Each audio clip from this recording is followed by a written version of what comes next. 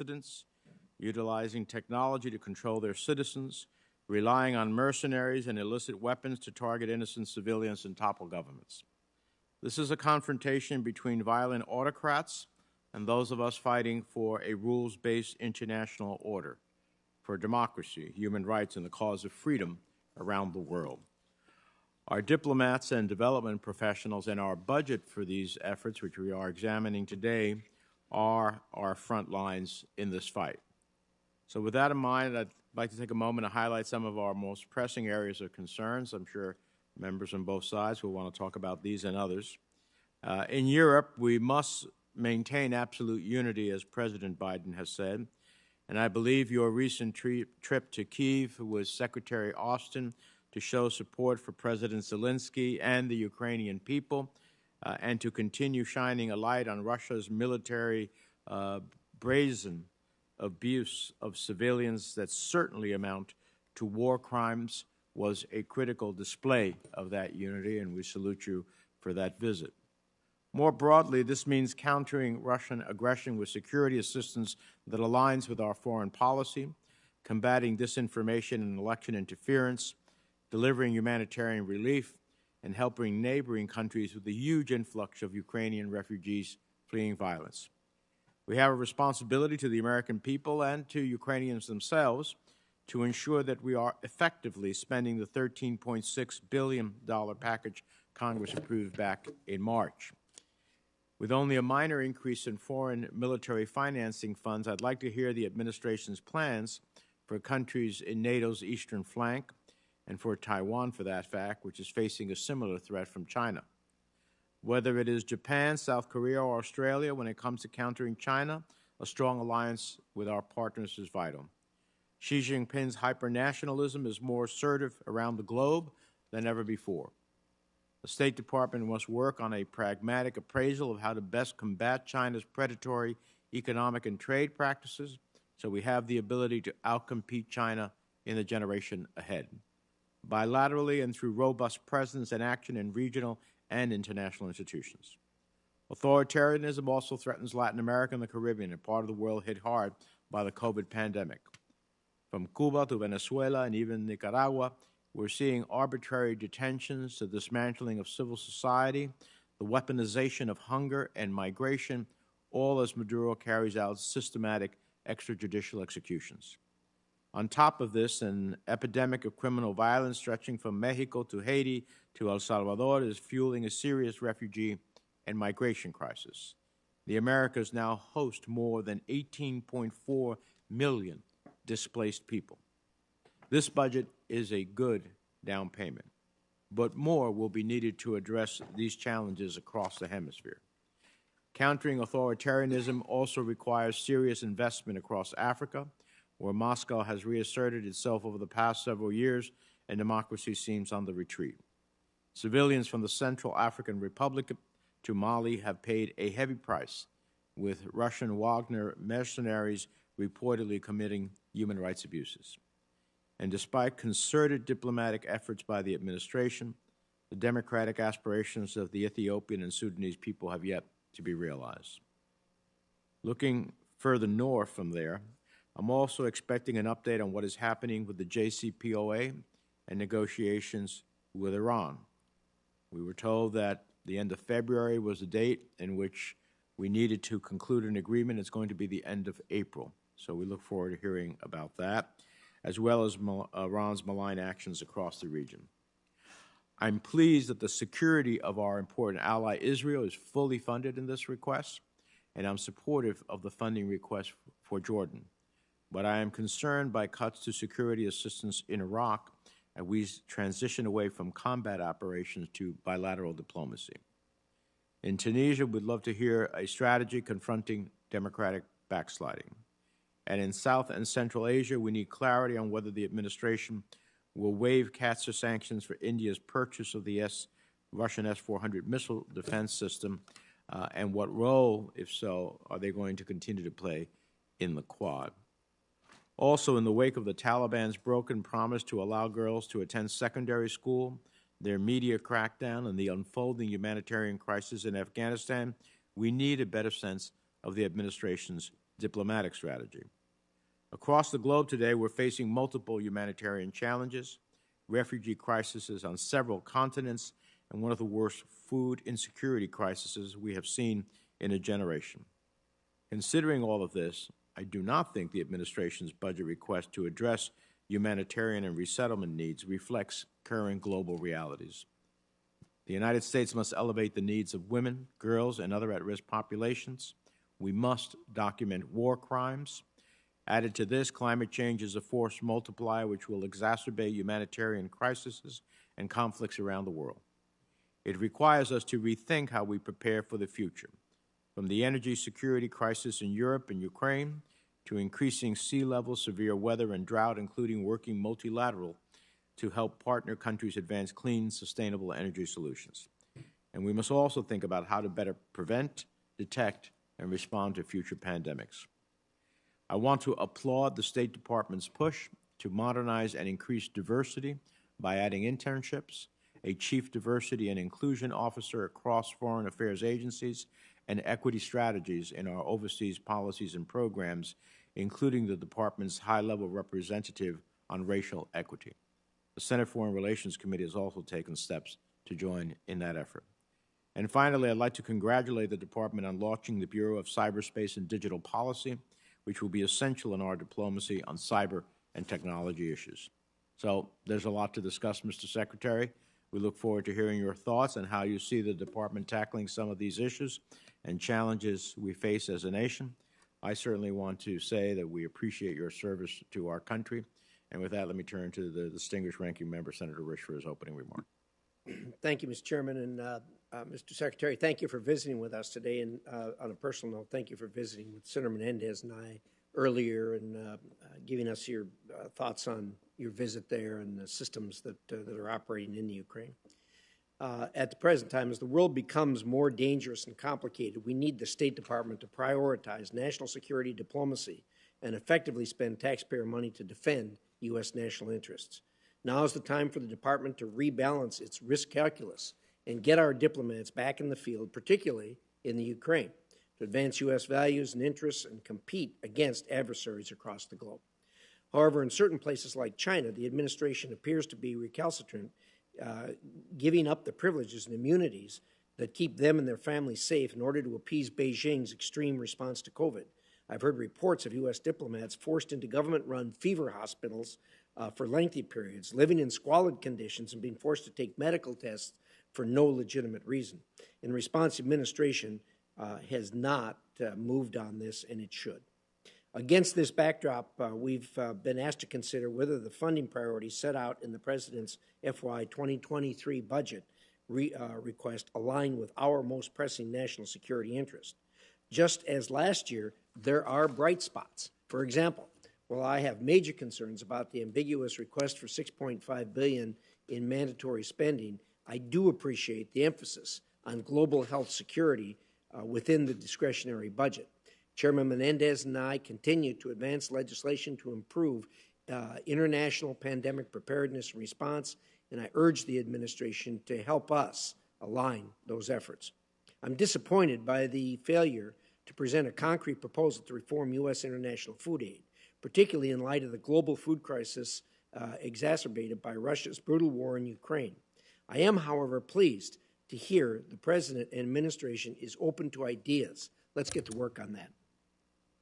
However, overall, the request continues a destructive pattern of asking for more resources to advance policies that run counter to U.S. interests, including for energy projects utilizing slave labor from Xinjiang, providing billions of dollars to an unaccountable green climate fund, and proposing to increase U.S. contributions for UN peacekeeping in contravention of the historic Helms-Biden agreement.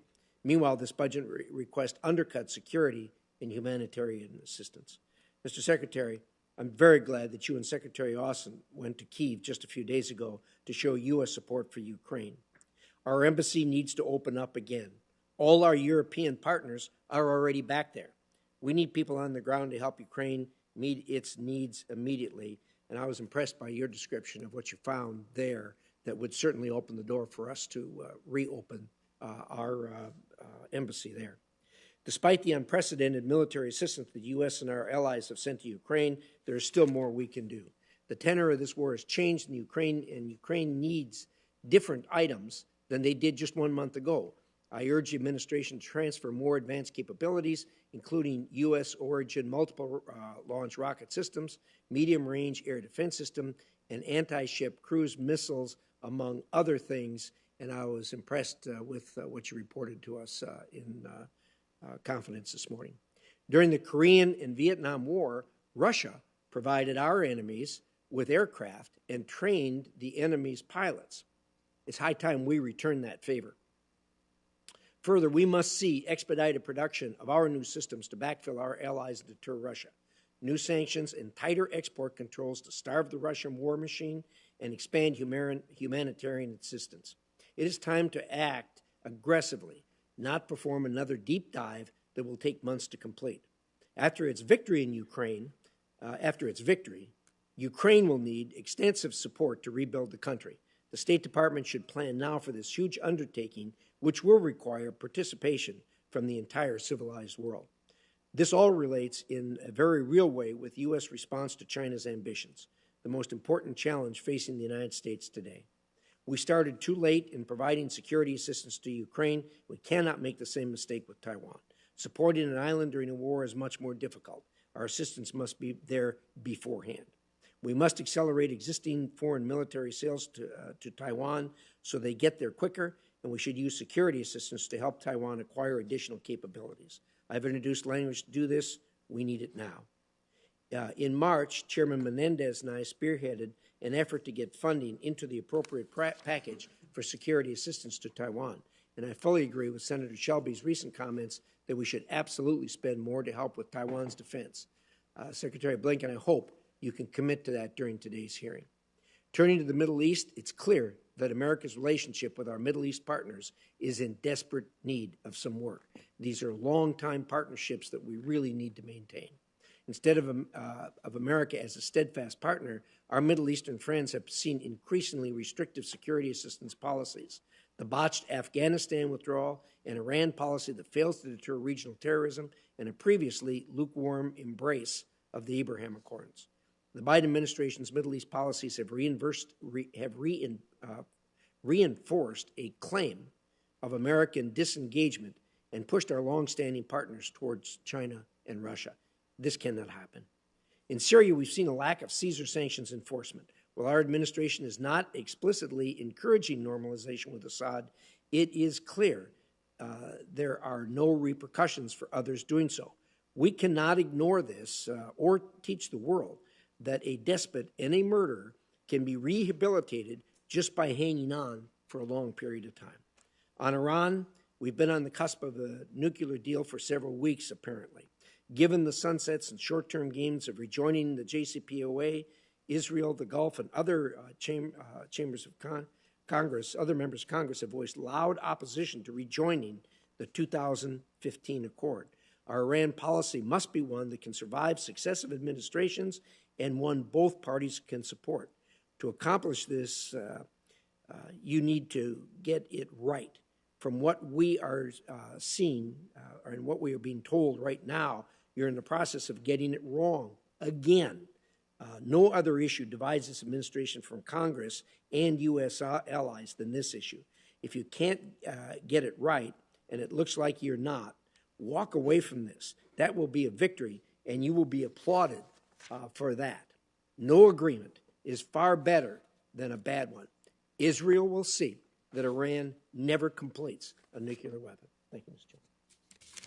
Thank you, Senator Risch. With that, Mr. Secretary, the floor is yours. Your full statement will be included in the record without objection. Thank you very much. Could you put your microphone on? I don't think it's on. Let's see. How's that?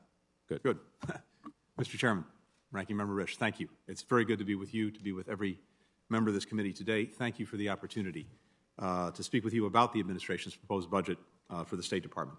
And as both of you noted, I just returned from Kyiv with Defense Secretary Lloyd Austin, where together we demonstrated the United States' commitment to the government and to the people of Ukraine. I have to tell you, the trip left an indelible impression. We had a chance to talk about it a little bit before the hearing. As we took the train across the border and rode westward into Ukraine, we saw mile after mile of Ukrainian countryside, territory that just a couple of months ago, the Russian government thought that it could seize in a matter of weeks. Today, firmly Ukraine's. In Kyiv, we saw the signs of a vibrant city coming back to life, people eating outside, sitting on benches, strolling. It was right in front of us. The Ukrainians have won the battle for Kyiv. And for all the suffering that they've endured, for all the carnage that Russia's brutal invasion continues to inflict, Ukraine was and will continue to be a free and independent country. It's impossible not to be moved by what the Ukrainians have achieved. It's also impossible not to believe that they will keep succeeding because they know why they fight. Seeing this, I have to tell you, I felt some pride in what the United States has done to support the Ukrainian government and its people, and an even firmer conviction that we must not let up. Moscow's war of aggression against Ukraine has underscored the power and purpose of American diplomacy. Our diplomacy is rallying allies and partners around the world to join us in supporting Ukraine with security, economic, humanitarian assistance, imposing massive costs on the Kremlin, strengthening our collective security and defense, addressing the war's mounting global consequences, including the refugee and food crises that you both alluded to. We have to continue to drive that diplomacy forward, to seize what I believe are strategic opportunities, as well as address risks presented by Russia's overreach as countries are reconsidering their policies, their priorities, their relationships.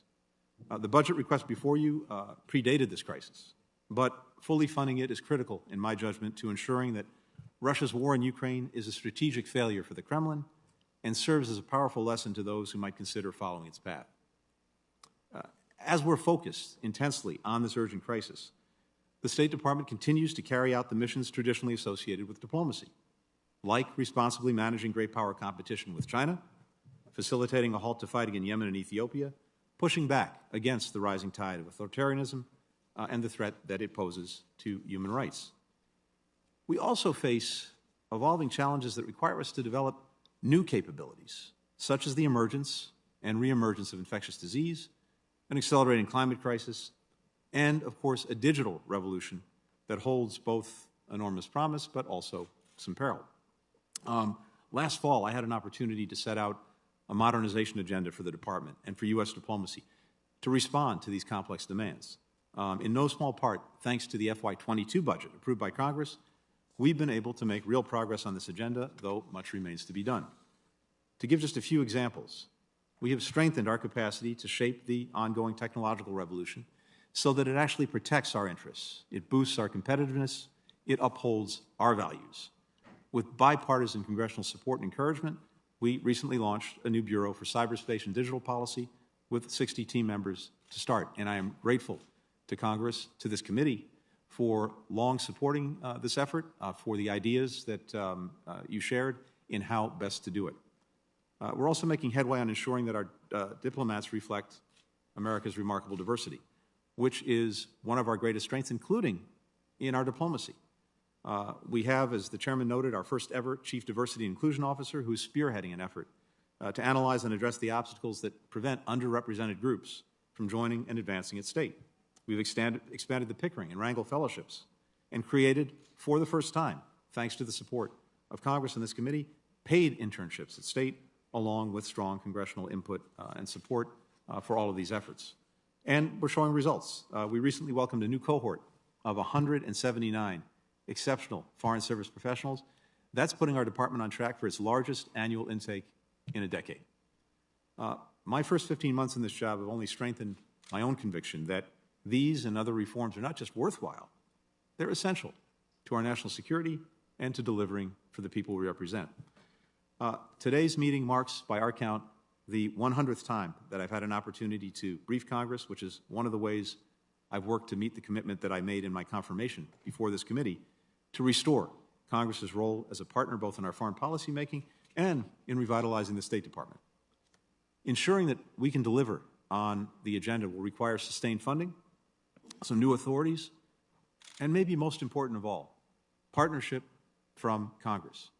That's why I'm grateful for the Chairman and Ranking Member's request to establish a formal dialogue on the State Department authorization, a request that we have delivered on, and we're going to look forward to working in detail with you as the authorization process moves forward.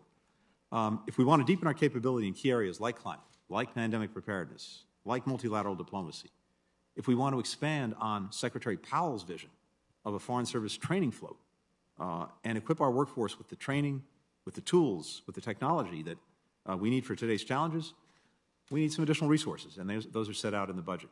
If we want to be able to swiftly stand up new missions, deploy diplomats when and where they're needed, and I very much agree with the Ranking Member on this, and make those decisions based on risk management rather than on risk aversion, we need to reform the State Embassy Construction and Counterterrorism Act and the Accountability Review Board statute. That's laid out as well. If we want to rapidly scale up in response to crises like refugee surges and epidemics, while also avoiding costly overhead, we need more flexible domestic hiring authorities. This is not about advancing the goals of any one administration, any one party. It's about refocusing our mission and purpose on the forces that really affect the lives of our fellow citizens, their livelihoods, their security for decades to come. So I very much appreciate this opportunity to speak today about why this matters and look very much forward to continuing to make this committee and Congress as a whole a full partner in these efforts. Thank you. Well, thank you, Mr. Secretary, for your opening statement. We'll start a round of questions. I'll start myself. Your visit to Ukraine, I'm sure members of the committee will want to hear in terms of President Zelensky's request for assistance, both militarily and otherwise. Are we aligned with his requests? Are we going to move forward and seek to fulfill his requests? And in that regard, what can you tell us about your several-hour meeting with him? Mr. Chairman, in short, yes. And let me speak very briefly to this. First, we started making sure that the Ukrainians had the equipment that they needed to repel a potential Russian aggression way back before the aggression started. The first presidential drawdown was back Labor Day of last year, a very significant drawdown, a second one of about $200 million around Christmas time, again, well before the aggression. And then, of course, we're now on our 8th drawdown. And we have tried to focus these drawdowns on the equipment that we believe the Ukrainians need and can most effectively use right away to repel the Russians. And indeed, their success is primarily because of their incredible courage and determination, but it's also because we were able to equip them with what they needed. For every tank that the Russians have had in Ukraine, we've managed with 30 allies and partners in one way or another to provide about 10 anti-armor systems. For every plane that the Russians have flown in the skies, there have been about 10 anti-aircraft munitions of one kind or another. But as you point out, the nature of this battle is changing to eastern and southern Ukraine.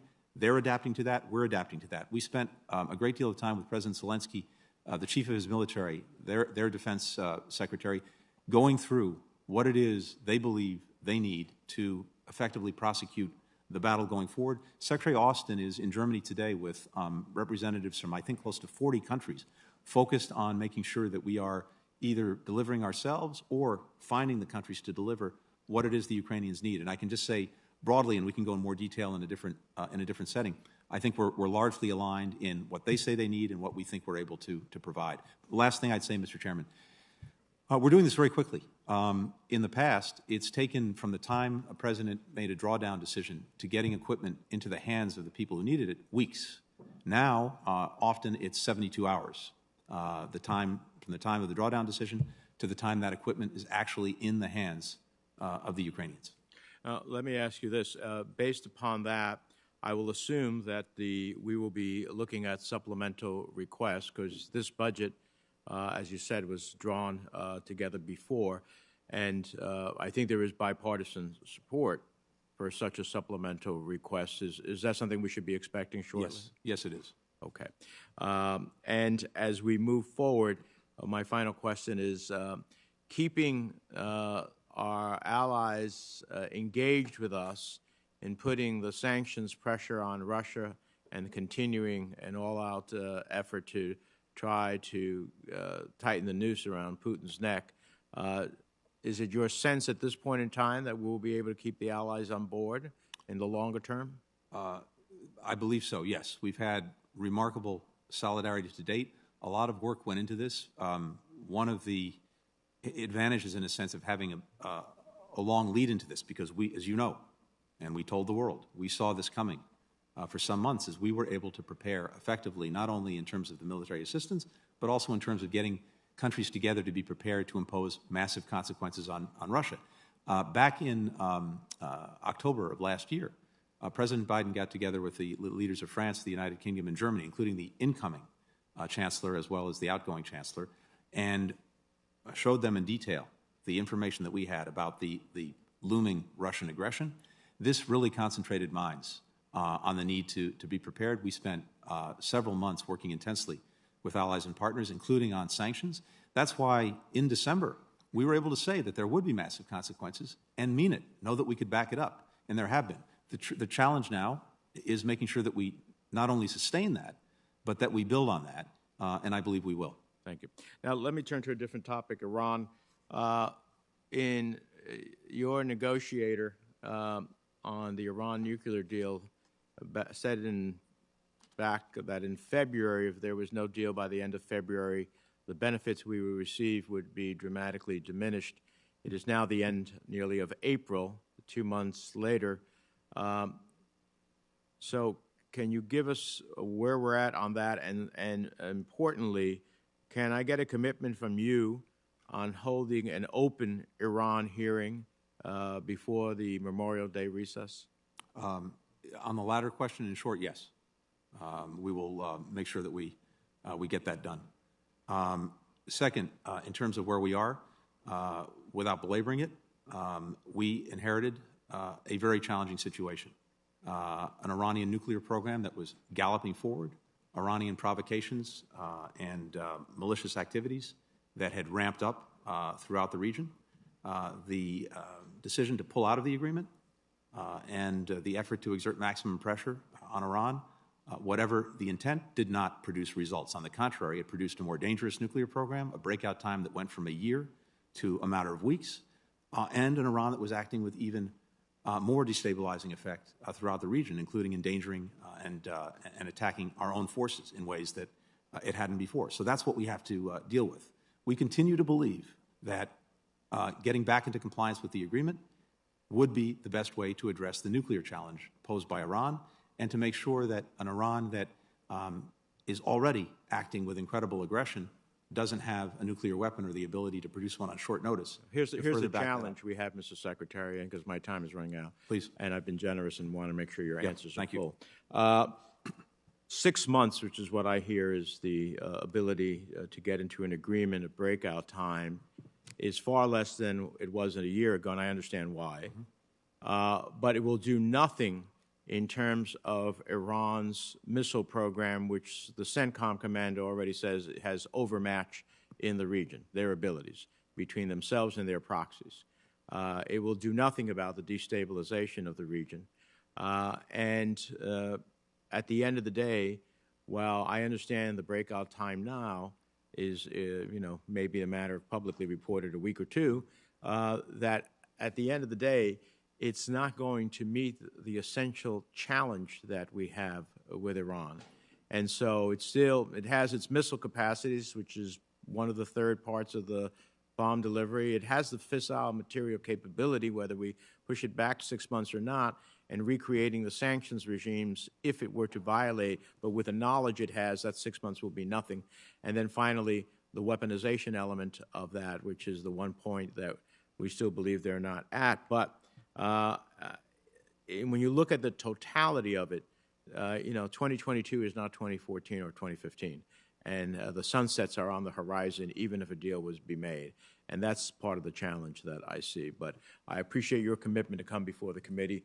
either because we have an agreement, in which case we'll testify about that agreement, or if there is no agreement, to understand what is our strategy moving forward on Iran. Senator Risch. Well, thank you, Mr. Chairman. I didn't intend to start with Iran, but I will, since that's where you finished. Mr. Secretary, you can see there's little, if any, daylight between myself and the chairman on this issue. I think he has stated for you as clearly and concisely as he can the lack of benefits of entering into an agreement at this point in time, particularly as it relates to the bad activities of Iran aside from its nuclear ambitions.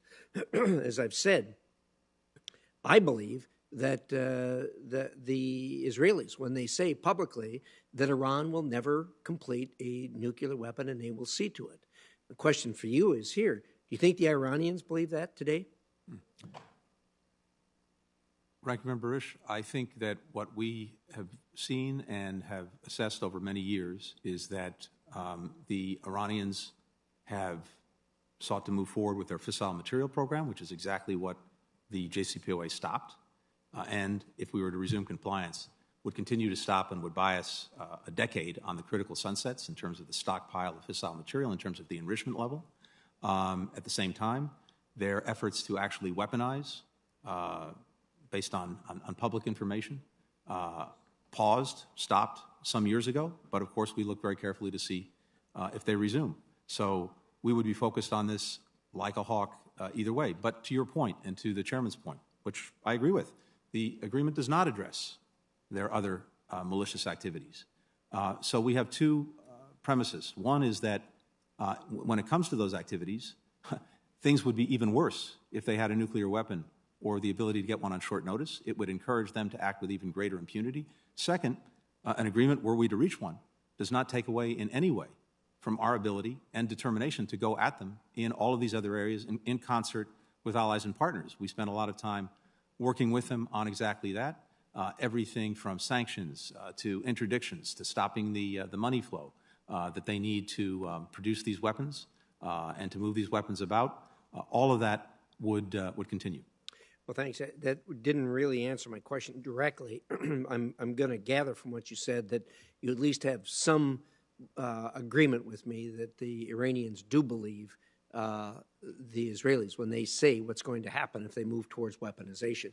And if that's the case, look, they're going to do that. The Israelis are going to act, and they've said so, regardless of what the agreement says. We can make any agreement we want. They're going to act in their national interest. If that's the case, then we really need to focus on the other bad activities that Iran engages in, as were laid out by the chairman. And this agreement, I think you would have to agree, doesn't cover that. And it seems to me that that's really where we ought to be focused. In any event, I come back to no agreement is better than a bad agreement, and I would urge you to move on. They've given us every indication that that would be appropriate for us to do, and I would encourage you to do that. Let's talk about Ukraine for a moment. We have an ambassador in place in Russia, still on the ground, without obviously disclosing any classified material. What can you tell us about the cables that are coming back from Russia, about the conditions on the ground in Russia and what's happening there, what people are thinking there? Can you enlighten us on that publicly at all? You know, it's very challenging because what Putin has done over many, many years is set up, among other things, a state propaganda system that is such that whatever he says, whatever he communicates, a lot of people believe. Never mind the facts, never mind what's actually going on. So penetrating that information system is incredibly challenging. Having said that, I think what we're seeing is that people increasingly in Russia are feeling the effects of the disastrous decision by Putin to attack Ukraine. For example, upward of 600 companies have left Russia, including many of the major consumer brands that we all know and are familiar with. Increasingly, Russians are finding the things they thought they could take for granted, they can't. They can't buy the things they've been used to buying for the last almost 30 years. Their economy is contracting in a dramatic way. We see about a 15% contraction. The gains of the last 15, 20 years of opening are being erased. That's being increasingly felt in people's lives. The Russians' ability to modernize key sectors of their economy as a result of the export controls, that increasingly is biting. They're not going to be able to do it. All of this is going to be felt more and more. But there's a tension between the information and propaganda system that Putin has set up that is very effective and the actual facts. I think the facts increasingly will encroach and make themselves felt. But for now, I think what we're seeing is Russian people, to the extent that they're informed, continue to support, for the most part, President Putin. Well, thank you for that. And I would encourage you to continue to tighten that screw. That is going to make a lot of difference as far as what actually happens on the ground in Russia. You're right. At least people publicly proclaim that they support Putin and want to go along with the war effort. I'm not so sure that actually exists privately. But well, that's a very good point, because to your point, there are severe penalties for doing or saying anything in opposition to Putin's war, including 15 years in prison. So to the extent we're able to read public opinions, some portion of that is definitely colored by the fact that people are afraid to speak their minds. And final thing is, this gets to the heart of the Achilles heel of any autocracy, which is the inability of anyone to speak truth to power. And this has severely misinformed Putin himself about what's actually going on. I appreciate that. Briefly, since my time's almost up, obviously we need to focus on China. China is the major, over this century, China is going to continue to be the major challenge that we have. And with what we've just gone through with Ukraine, I think it's important that we walk and chew gum at the same time and understand that the Taiwan issue is there, and that we ought to be thinking about that as we go forward. And obviously, the chairman and I have worked on bolstering Taiwan's defense. We're going to continue to do that. We look for you as a partner in that. It's certainly important as we go forward. It's going to be another challenge. With that, my time is up. Thank you. Thank you, Senator Risch. Let me follow up first on one of Senator Risch's points, and that is what's going on in Russia. We saw that Vladimir Kara-Murza was just recently arrested, following in the path of what happened with Alexei Navalny and Sergei Magnitsky, and the list goes on and on and on. So, Mr. Secretary, I hope that you'll be following that case very closely, recognizing that those responsible for his illegal detention, we do have tools available as a result of the Magnitsky statute, and I hope that that will be considered in regards to what's happening, and that we'll speak out strongly in support of Mr. Kara-Murza. In short, yes. And first of all, let me just say how much we appreciate your leadership for many years on this, including on Global Magnitsky, including as a part of the Helsinki Commission. We are very focused on this, very focused on making sure that Russia continues to be held to account for its human rights abuses, not only in Ukraine, but in Russia itself. Thank you. I appreciate that. Let me focus on Ukraine for one moment. Senator Hagerty and I have sent you a letter in regards to the subcommittee on the management of the State Department in regards to returning our mission to Kyiv. You've indicated that we are trying to comply with all the requests that are being made by President Zelenskyy. One is certainly to have our mission locate again in Kyiv. It is critically important. We have a new ambassador that's been named. We would like her to be stationed in Kyiv. We recognize that you are doing some work in Lviv, but Kyiv is the capital. Can you just tell us your plans on returning our mission to Kyiv, and whether you will comply with the request we made that we have a briefing as to the steps necessary to make sure that our mission is safe in Kyiv? Yes. First of all, when it comes to a briefing, yes, we'll certainly do that. I appreciated your letter, the letter from you and Senator Hagerty. The two things. We are sending diplomats back to Ukraine this week, and they will begin to assess how we can most effectively and securely reopen the embassy in Kyiv. And without going into too much detail in this setting, I anticipate that we will be in Lviv and then head to Kyiv, subject to the President's final decision on that. But we are moving forward on that. We want to have our embassy reopened, and we're working to do that. Let me switch to the war crimes issues. There was a report today in the Washington Post as to the cooperation the United States is giving. I'm glad to hear this in regards to how to collect the necessary evidence and how to interview and what's necessary in order to proceed with war crimes against those who have perpetrated those in Ukraine under Mr. Putin's guidance. Could you just briefly tell us what additional steps we need to take? We recognize we have a challenge in regards to the ICC, but what steps is America taking to make sure there will be accountability for these atrocities that are taking place in Ukraine? Senator, we're working this on multiple fronts. First and foremost, we are supporting the work of the Ukrainian Prosecutor General to build the cases necessary. And we're doing that with bringing tremendous expertise in support of that effort. Technical advice. We have people on the ground in surrounding countries working on this, working with the Ukrainian investigators and prosecutors. We are compiling, collecting information that we'll share with the Ukrainians. That's one major line of effort. Second, we have a commission of inquiry that we helped establish through the Human Rights Council at the UN. We're supporting its efforts as well, and again, providing information, advice as that work moves forward. Finally, we welcome the fact that the ICC is seized with this, and we have in the past supported work by the ICC, just recently, in fact, the prosecution of a John Druid human rights violator went forward successfully, in part as a result of information that we supplied to the ICC. We'll look to do that as well. And if there's anything that Congress needs to do in order to support these efforts, we recognize the challenges that you may have. So if there is a role for us to play, please let us know. I think there's just about unanimous support here in Congress to make sure that at the end of the day, there's accountability for these atrocities and war crimes that have been committed.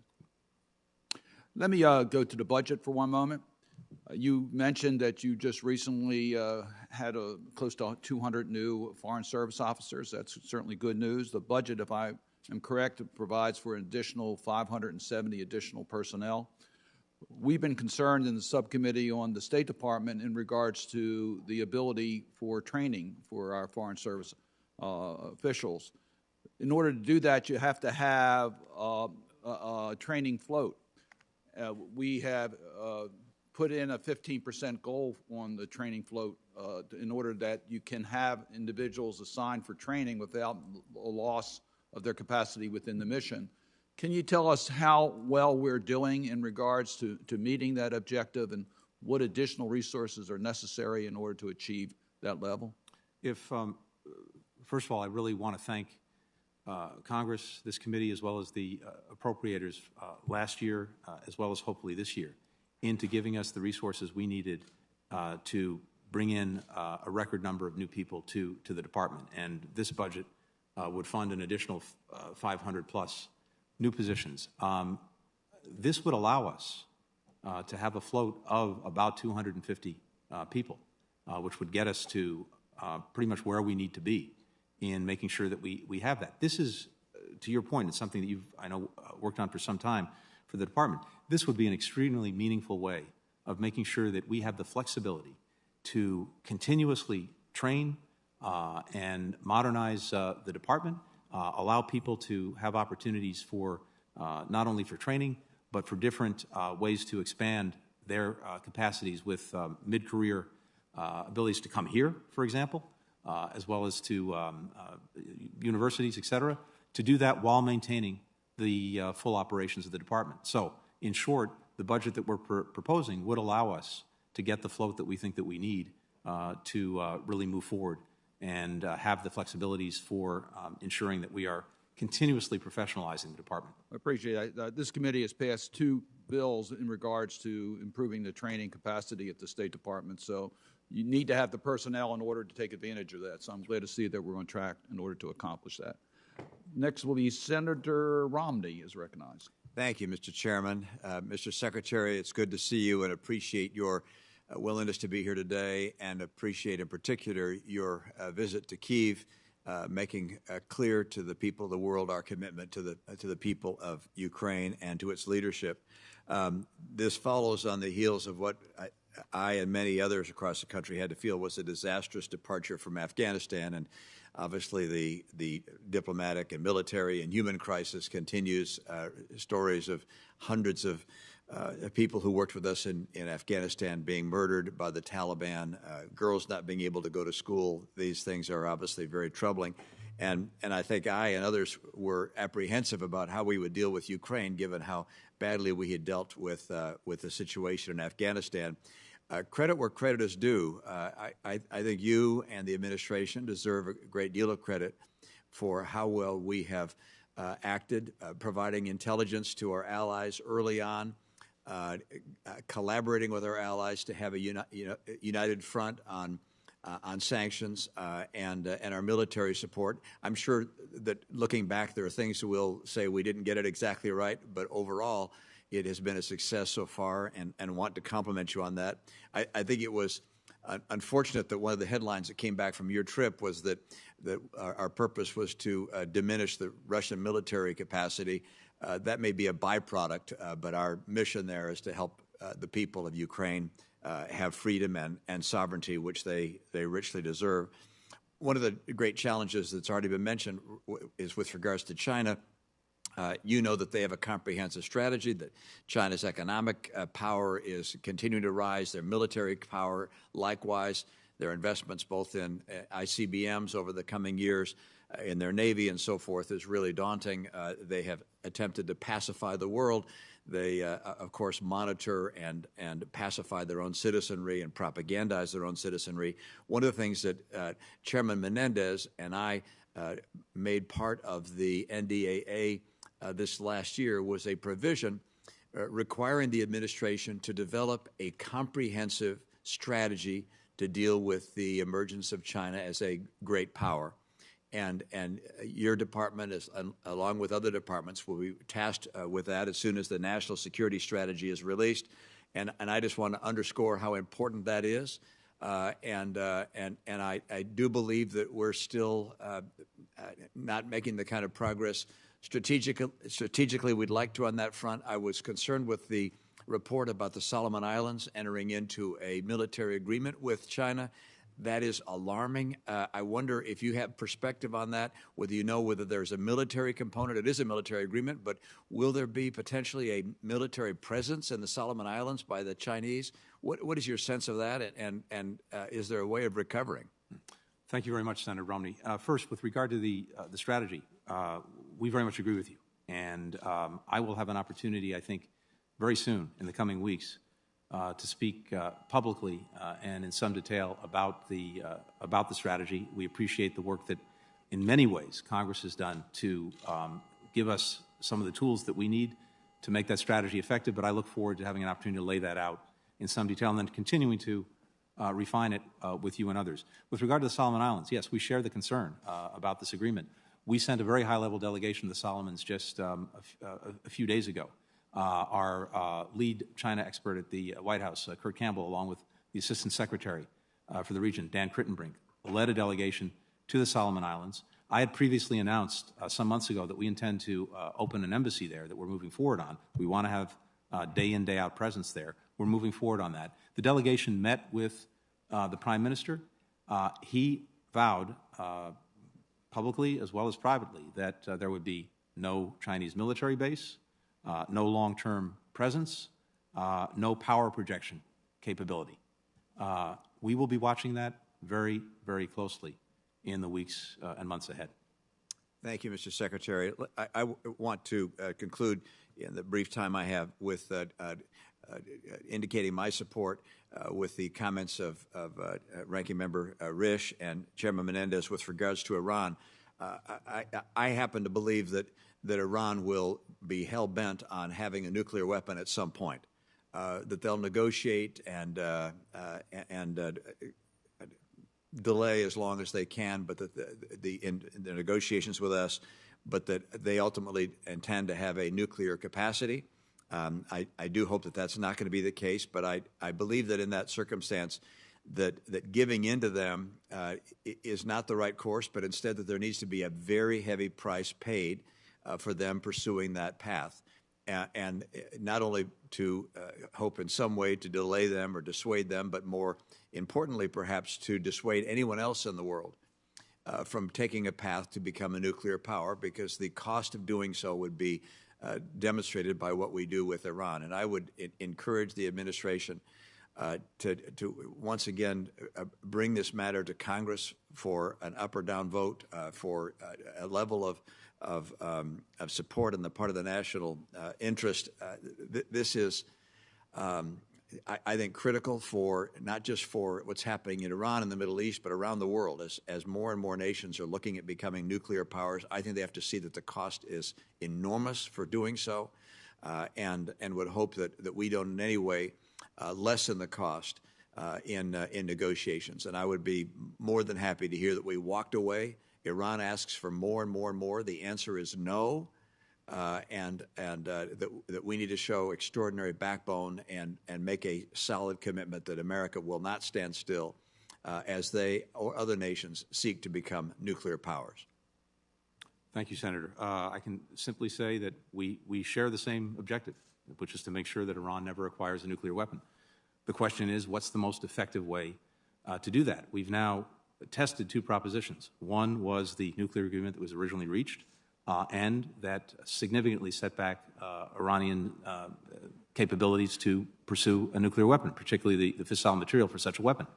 And that agreement was working by all objective accounts. In fact, now we have many Israeli colleagues from the security establishment who've come out and said publicly that it was a huge mistake to pull out of the agreement because, on its own terms, preventing Iran from acquiring the fissile material necessary for a weapon, it was succeeding. That doesn't address the other concerns that you rightly and we rightly have with Iran, but on its terms, it was working. We've tested the other proposition, which was pulling out of the agreement, trying to exert more pressure, and we've also seen the result. And the result has been that that nuclear program, which had pushed back the breakout time to a year in terms of being able to produce fissile material for a weapon, that's now down to a matter of weeks. Their program has galloped forward. More sophisticated centrifuges spinning, a greater stockpile of fissile material. And Ranking Member Risch was talking about this earlier. I think it's important to underscore the reason the agreement originally reached focused on fissile material is because this is something we can see, and with the most intrusive inspections regime ever in an arms control agreement, we could see it. And if there was breakout, do something about it. The problem with focusing on weaponization is, which we believe that they halted in the early 2000s, but could resume if there's a decision to do so. The problem with that is that work happens in a room a tenth of the size of this one, at a computer, in ways that we or the Israelis may not be able to see immediately in real time, may not be able to track. And so hanging your hat on the peg of weaponization is a very risky one. That's why this agreement was designed around fissile material. And we continue to believe that whatever the imperfections, if on its own terms we can get back into the agreement, it would be, of all of the answers that we have, the best one for the nuclear issue. However, we're not there, and I could not agree with you more, first of all, on the overriding objective that we have, and also with both the chairman, the ranking member, and you, the need to confront Iran on its other malicious activities. It's our understanding we'll have a separate opportunity in regards to the Iran agreement, and we appreciate the Secretary's willingness to work with our committee in that regard. It's my understanding Senator Murphy is available through WebEx. Good morning, Mr. Secretary. Senator? Thank you for taking the time with us. I'm sorry that I can't be there with you in person. I do not share my colleagues' skepticism of a renewed nuclear agreement with Iran, in part because the whole world has watched how difficult it is to craft a Western response to Russia's invasion of Ukraine, given Russia's status as a nuclear power. And I simply cannot imagine why we would wish for a policy that will allow Iran to be weeks, maybe months away from a nuclear weapon, given all of their malevolent activity in the Middle East. What about the last 2 months has been an advertisement that we would be better off if more of our adversaries had nuclear weapons? And I appreciate the clarification you made to Senator Romney's question, because it is true. We have tried the alternative. We have indeed attempted to apply significant costs on the Iranian economy and through President Trump's maximum pressure campaign. And in fact, the result was not that Iran came to the table on all of their other behaviors in the region. It was not that they held firm on the commitments that they had made in the JCPOA. It was, in fact, that they moved faster towards a potential nuclear weapon. They accelerated their research program.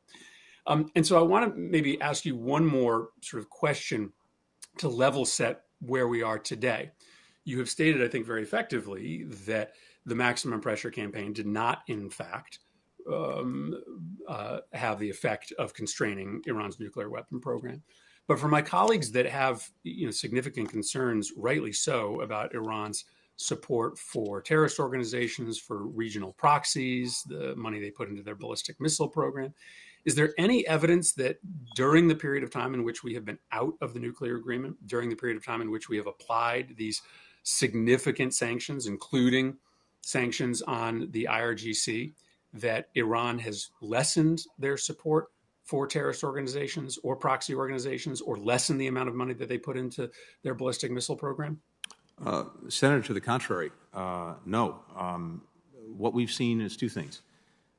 First, during the period of time when the original agreement was being negotiated, go back to 2012, through its entry into force and the time when the Trump administration pulled out, 2018.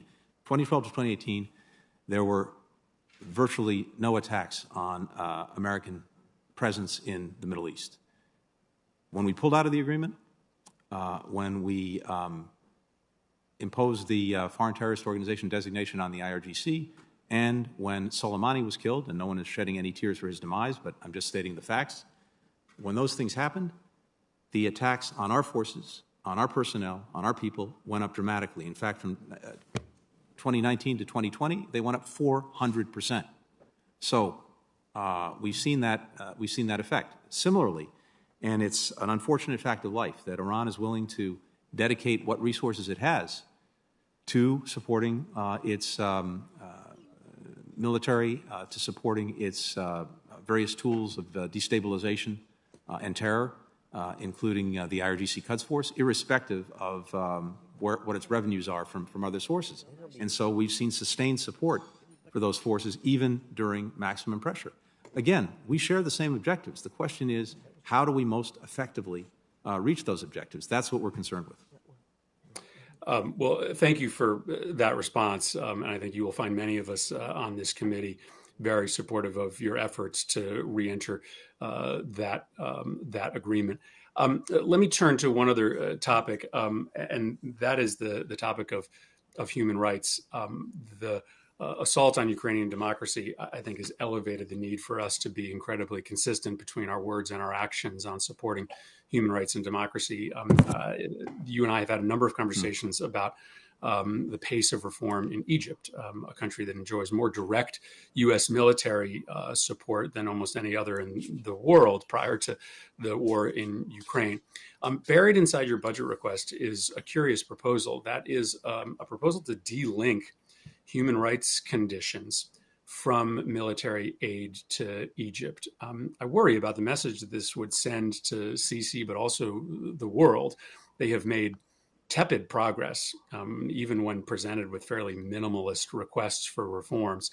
And I wonder why this would be a moment that the administration would be asking to separate the money we send to Egypt for military support from our human rights requests and our human rights work in Egypt. Senator, first, I really appreciate your focus on human rights. Indeed, it's central to President Biden's foreign policy, and that applies across the world, including when it comes to Egypt. Let me just say quickly a couple of things. First, Egypt is a vital partner for us. It's a vital partner in trying to sustain and advance stability in the Middle East, to combat terrorism.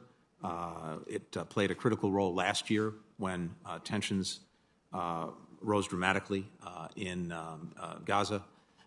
And it's played an important role now in trying to keep things in check as well. So in many ways, it's a vital partner. It's also an important economic partner for us. At the same time, that does not divorce from our policy and our approach the need to focus on human rights and the concerns that we have about the Egyptian approach when it comes to civil society, when it comes to freedom of expression, freedom of assembly, political detentions, abuses, et cetera. I have engaged President al-Sisi directly on this at some length, including the first meeting that we had.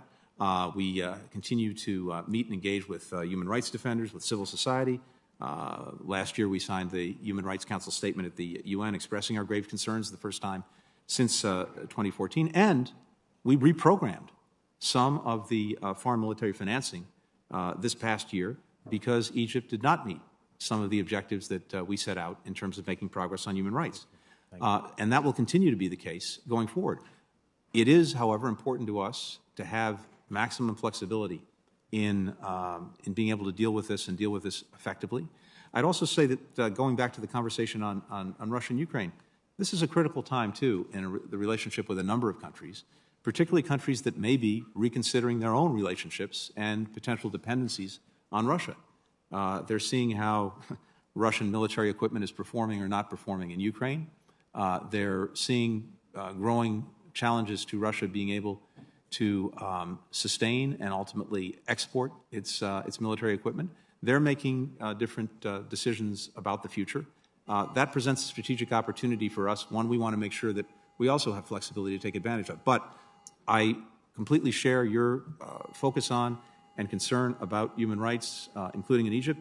It will remain a central part of our policy, even as we work to strengthen what is a vital partnership for us. Thank you. Well, very briefly, just count me amongst those who think it would be unwise at this moment to delink our human rights conditions from military aid. This is a country that still has more political arrests than Russia does. 60,000 people have been arrested for political crimes in Egypt. That's a stunning number.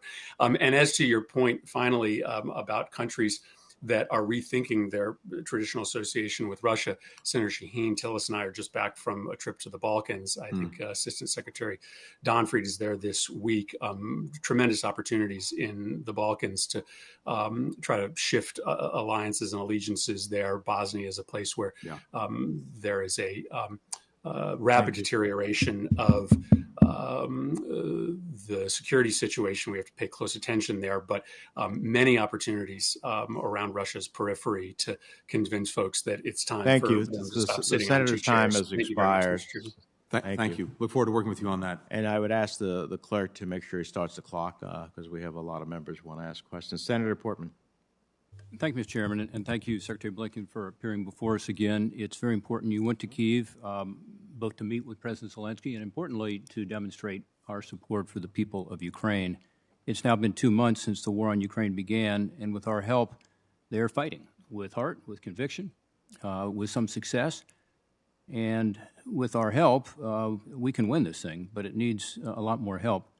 I'm glad we are returning the U.S. Embassy to Kyiv. I'm pleased the administration just appointed a Ukraine Security Assistant Coordinator. As you know, some of us had called for that.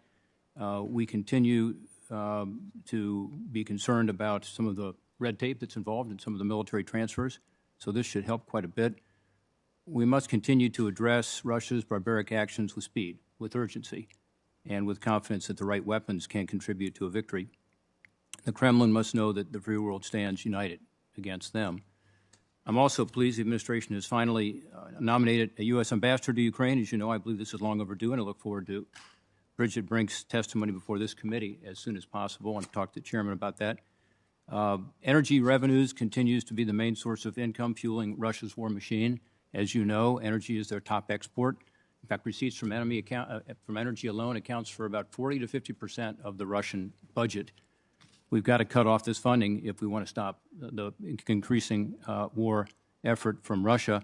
I was pleased that the administration banned the import of Russian oil, natural gas, and coal in the United States in early February, but that was only about 8% of our total petroleum imports. Other countries import a lot more. The larger issue at hand, of course, is the EU and their reliance on Russian energy. Approximately 40% of EU gas comes from Russia, as well as more than a quarter of its oil.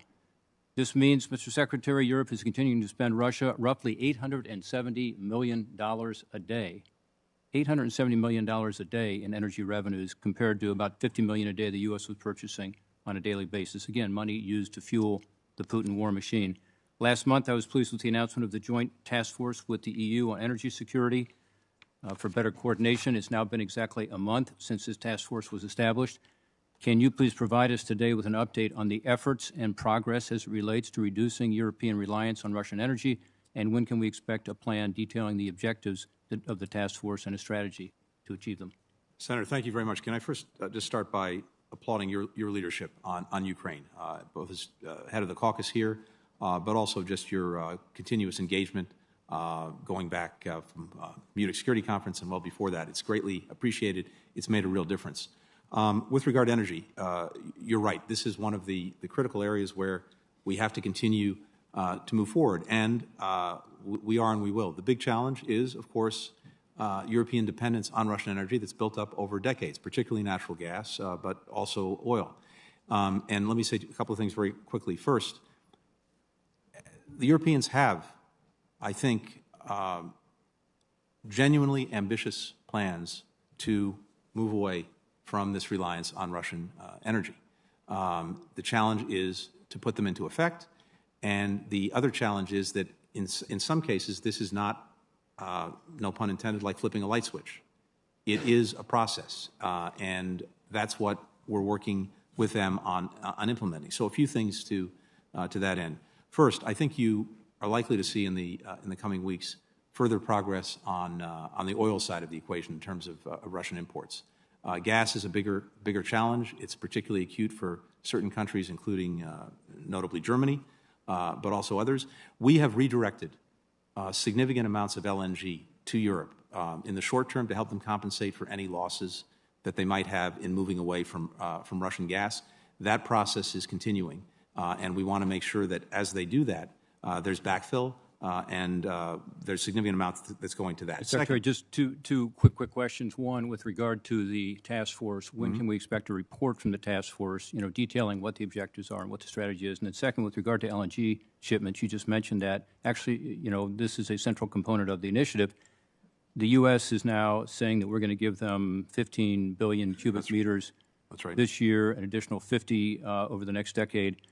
How has the administration, the task force, engaged with energy producers in the United States to follow through on these commitments? Your budget increases taxes on natural gas production. As you know, the administration continues to take steps to discourage new leasing for oil and gas development on public lands and waters.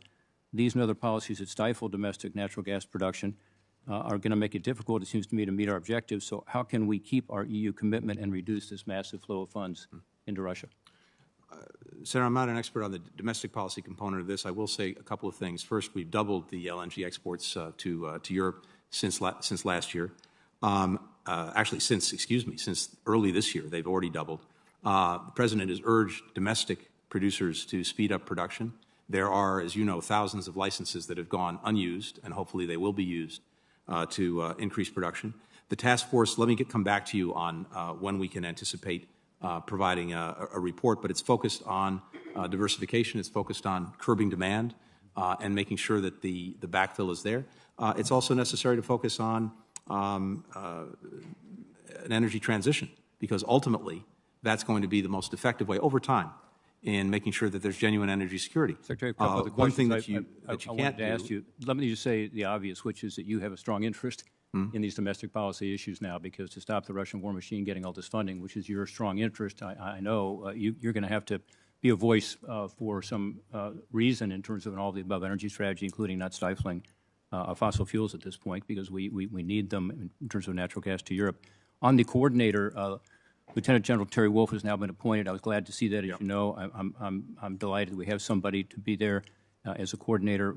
How is the State Department going to coordinate with him, improving the arms transfer process, which is your bailiwick? And does he report to you, the President, or the National Security Advisor? Terry is someone that I've worked with for a long time. He, as you may remember, was one of the lead coordinators for the counter-ISIL coalition that was established back in 2015. 2016, we worked very closely together. We'll continue to work very closely together in this effort. And he'll be working both with us at the State Department as well as reporting to the White House.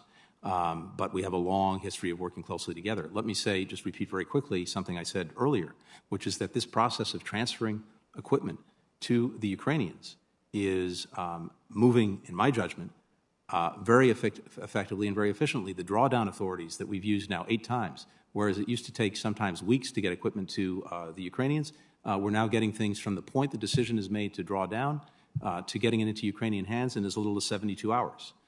So this is moving quickly. We have cut through a lot of red tape. At the same time, we've been going around the world looking for other countries that may have equipment that Ukraine can find useful. When it's come to authorizing the transfer of that equipment, if it has U.S. origin technology in it, I've done those authorizations in 24 hours or less to make sure, to your point, that we're moving things quickly. But having said all of that, we want to make sure that we continue to drive this as effectively and efficiently as possible. Terry will focus on that. I'll work directly with him. So will the White House. Who will General Pentagon. Who will General Wolf report to? Who will he report to? Question. Let me come back to you on exactly what the reporting line is. I don't know what the exact reporting line is, but I can tell you that he'll work directly with me as well as with the White House and, of course, the Pentagon. Thank you, Chairman. Thank you. Senator Van Hollen. Thank you, Mr. Chairman and Mr. Secretary. Welcome.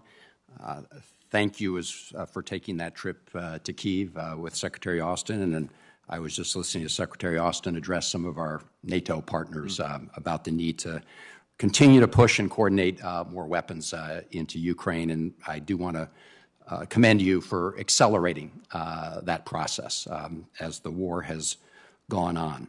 I want to start with a question about the Foreign Service Families Act. This was legislation that I teamed up with Senator Sullivan on. We co-chair the Foreign Service Caucus here. I want to thank the chairman and ranking member for working with us to include that in the passage of the last National Defense Authorization Bill.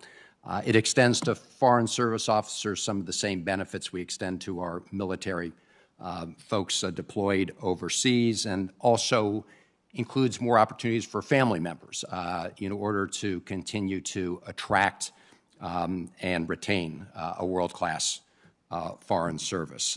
And thank you for your input as we've worked on that passage.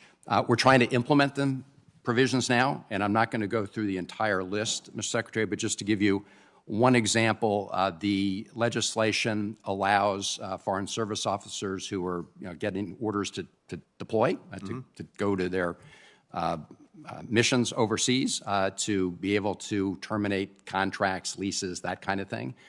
But in order to make that work in the real world, we need a system to make sure that landlords, for example, can verify that a foreign service officer does have, in fact, those orders to go overseas. The military has created a successful system to do that. We've been working with your team to try and do it. I want your commitment that we can accelerate this process. You've got it. First of all, you've been an incredible champion for the Foreign Service for a long time, and that is appreciated very much by the men and women of the State Department. Second, we want to make sure that we are putting in place these necessary tools and efficiencies to do right by the men and women who work for us. So, yes, in short, we'll try to move forward on that as expeditiously as possible. Thank you, Mr. Secretary. Yeah, there are a series of things. It's just a question of implementation, but the sooner we can get them in effect, the sooner the benefits will flow to the men and women of the Foreign Service. I want to follow up a little bit on Senator Portman's line of questioning with respect to sanctions and the issue of Russian exports of oil and gas and other commodities. And again, salute the administration for working with our allies to put in place punishing sanctions right away. And we've expanded those sanctions over time. But to my knowledge, and correct me if I'm wrong, we've not used any of the existing authorities to date to apply secondary sanctions to institutions overseas that may be aiding and abetting Russian oligarchs and others who may be aiding and abetting Putin. Is that right? I don't believe that we have, but that doesn't mean that we won't. And thanks to this committee, we now have at the State Department a senior sanctions coordinator, Jim O'Brien, a deeply experienced diplomat. One of the things that he's looking intensely at is sanctions evasion by other countries or entities. This is something that we're going to focus on relentlessly as we move forward. I'm glad to hear that, Mr. Secretary, because I think leakage in the sanctions only hurts our alliances and helps Putin. And I recognize that a lot of our European partners are working to reduce their reliance on Russian oil and gas, and that we're working with them to do that. And obviously, we want to accelerate that process as much as possible. What I am worried about is reports of certain countries that are increasing their imports of Russian oil and gas and commodities. Are you aware of countries that are doing that? We've been watching this carefully, and we've engaged with some countries where we've had concerns that they might be increasing their purchases, taking advantage of discounted prices that Russia's been forced to offer in order to get anyone to take this. And so, in short, yes, there are a few countries that we've engaged with to dissuade them from doing that. Well, Mr. Secretary, we haven't been successful at doing that yet, right? So according to the information I've got, in the month of March, China increased its trade with Russia by 12% in terms of actually additional goods being imported to China from Russia. And there are a number of other countries. The question is, you know, we made the right decision by saying that the United States is not going to continue to import Russian gas and oil. But if that oil is just on the international market and Putin's able to sell it to somebody else, it obviously doesn't do us any good at all. So I guess my question is very blunt. Why aren't we applying secondary sanctions against countries that are increasing their imports of Russian commodities? So I'd say two things. First, where we can, it is far preferable to get countries to voluntarily not engage in these practices. And that's where our diplomacy is focused. Second, as we're dealing with the energy piece of this, and again, I agree with the general tenor of Senator Portman's remarks, we have to do it not only effectively, we have to be as smart as possible about how we do it and when we do it. And so, for example, we want to make sure that we are not taking actions in the near term that may have the result of spiking energy prices and thus lining Putin's pockets instead of taking resources away. So the more that we can do things voluntarily, deliberately, make sure that we have the necessary backfill, including from our own sources, make sure that energy is on the market. The President, as you know, did a historic release from the Strategic Petroleum Reserve on that front. We've got 1 million barrels a day over 6 months. We've got many countries to join in doing the same thing. We have to do it in a deliberate way so that we don't have an effect contrary to the one that we're trying to achieve. No, I agree with that, Mr. Secretary. But as you point out, there are countries that are taking advantage of discounted Russian oil prices. They're able to unload it at lower prices, and they're taking advantage of it, which only helps Putin. Just a statement in closing, which is one of the consequences of Putin's invasion of Ukraine has been our European partners have watched China's response. And I think that they've been extremely concerned with the fact that China first said that, you know, we're all in together. I do think this is an opportunity to work even more closely in practical ways with our European and other allies with respect to a coordinated approach with respect to China. I very much agree with you. The Deputy Secretary of State, Wendy Sherman, was just in Europe for a dialogue that we established with the European Union on China. She had a very, I think, productive session with the EU. You saw the results of the summit between the EU leaders and President Xi Jinping, which I think did not go to China's benefit because of the increasingly deep skepticism about China in Europe. China is paying a reputational cost to be charitable about it, sitting on the fence when it comes to Russia's aggression against Ukraine, never mind falling on the Russian side of the fence, something that it has to factor in. I think it's seeing that play out in its relationships with other countries, notably in Europe. Thank you. Senator Paul. Well, there's no justification for Putin's war on Ukraine. It does not follow that there's no explanation for the invasion. John Mearsheimer writes that the trouble over Ukraine actually started at NATO's Bucharest summit in 2008 when George W. Bush administration pushed the alliance to announce that Ukraine and Georgia will become members. Even with this 2008 announcement, though, most analysts acknowledged that it was unlikely that either country would ever be admitted to NATO because of opposition from France and Germany. Nevertheless, the U.S., including the Biden administration, insisted on beating the drums to admit Ukraine to NATO. Just last fall, you signed the U.S.-Ukraine Charter on Strategic Partnership, which renewed a commitment to the 2008 Bucharest Declaration supporting Ukrainian admission to NATO. Knowing full well that Ukraine was unlikely to ever join NATO since it had already been 14 years since they said they were going to become members, why was it so important last fall, before this invasion, to continue agitating for Ukraine's admission to NATO? Thank you, Senator. Not a question of agitating for Ukraine's admission. It's a question of standing up for the basic principle that we strongly adhere to, that there should be and will be an open-door policy when it comes to NATO membership. These are sovereign decisions for European countries to make, and of course a decision for the NATO alliance to make in terms of making sure that a country that wishes to join actually adds value to NATO. But this goes to the heart of the international system and the international order, and part of that is a basic principle that one country can't dictate to another the choices it makes about with whom it allies. Its foreign policies, its decision or not to try to engage with the European Union, with NATO.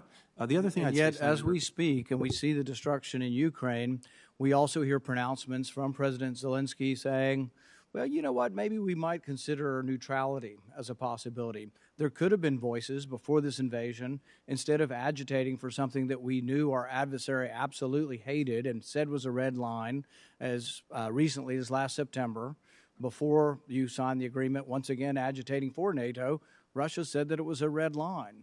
Now, there is no justification for the invasion. I'm not saying that.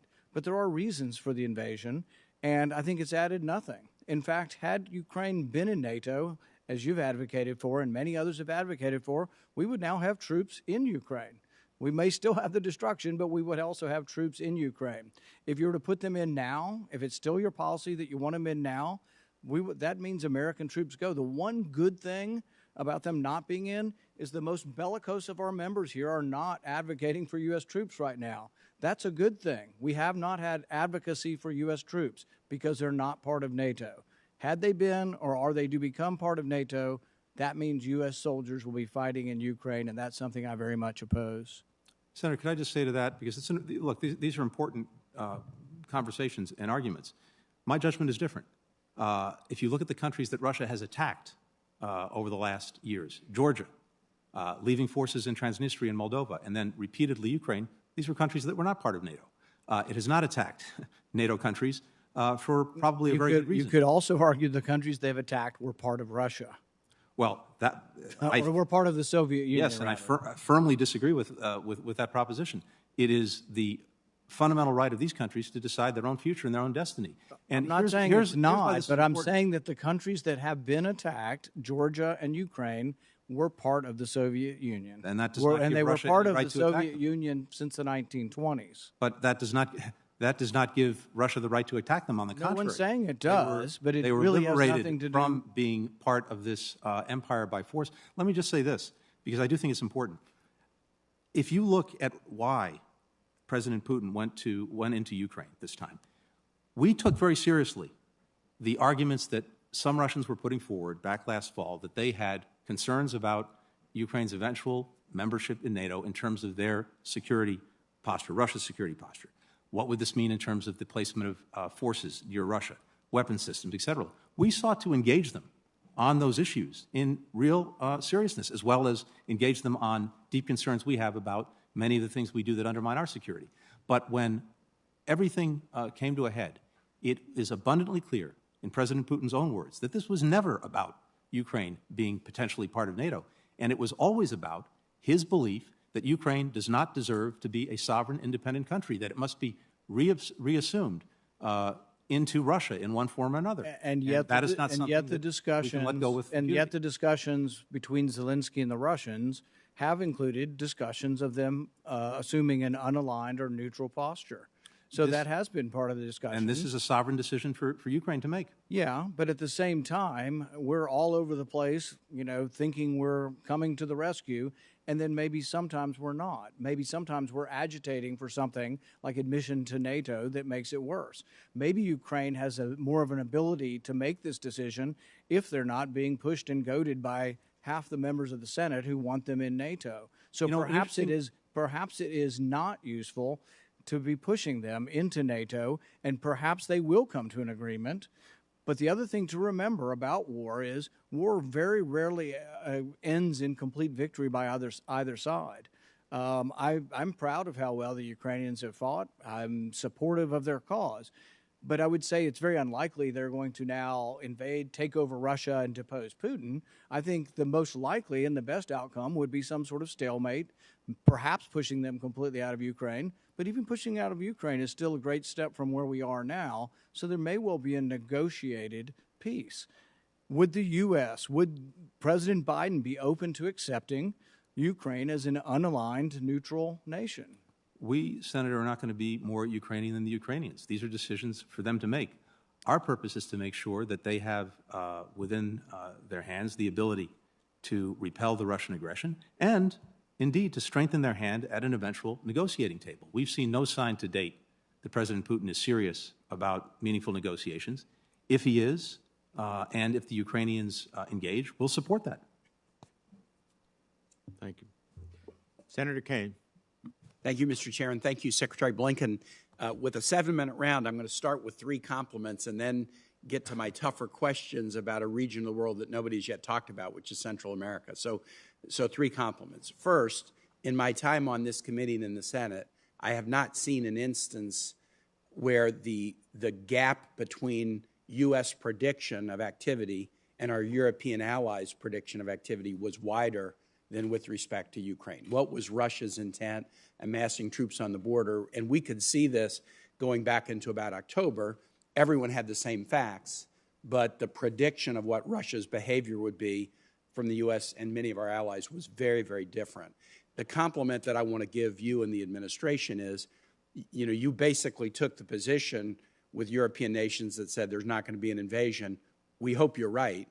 But if we're right, what can we set up in advance so that if there is an invasion, Nord Stream 2 can be closed down, sanctions can be immediately put in place, we can pursue humanitarian and military aid. And I think that was very, very adept diplomacy, recognizing that there was a difference of opinion about what was going to happen. You nevertheless put the plans in place before February 24 that enabled you to assemble a quite significant coalition, not only of NATO nations, but others, to really put pressure on in multiple domains. That's compliment 1. Compliment 2, the U.S. vaccine diplomacy in the world has been extremely successful, and this bears on a matter we're talking about now, whether in a COVID bill we should do more vaccine diplomacy in the world. And I want to focus just particularly on the Americas. I took 6 of us, bipartisan delegation, to South and Central America in July, right at the time that U.S. vaccines were being delivered. These are nations that have felt like the U.S. has kind of ignored them. China and Russia are paying a lot of attention to them. They don't really feel like we are. But for the first time, I could really see they love the U.S. vaccines, high quality. We weren't charging them. They thought the Russian and Chinese vaccines were substandard quality, and they were being charged for them, and the shipments were being delayed, and if they happened to say something nice about Taiwan, suddenly the contract would expire. We really did good work in vaccine diplomacy in the Americas. I would argue we still probably didn't allocate enough there. With 30% of the world's deaths, they only got 8% of our vaccine distribution. But we built up a lot of goodwill. And I would argue that thinking forward, it would be a really smart investment in the Americas and elsewhere if we could continue to be, great partners in nations that are still trying to find more vaccines. And then the third compliment is, I think it was my first hearing when I was on foreign relations, was about the ARB, the Accountability Review Board report on the Benghazi attack. And it was in 2013, and what should we be doing to provide more security for State Department personnel? One of the recommendations was dramatically increasing the security training of our FSOs.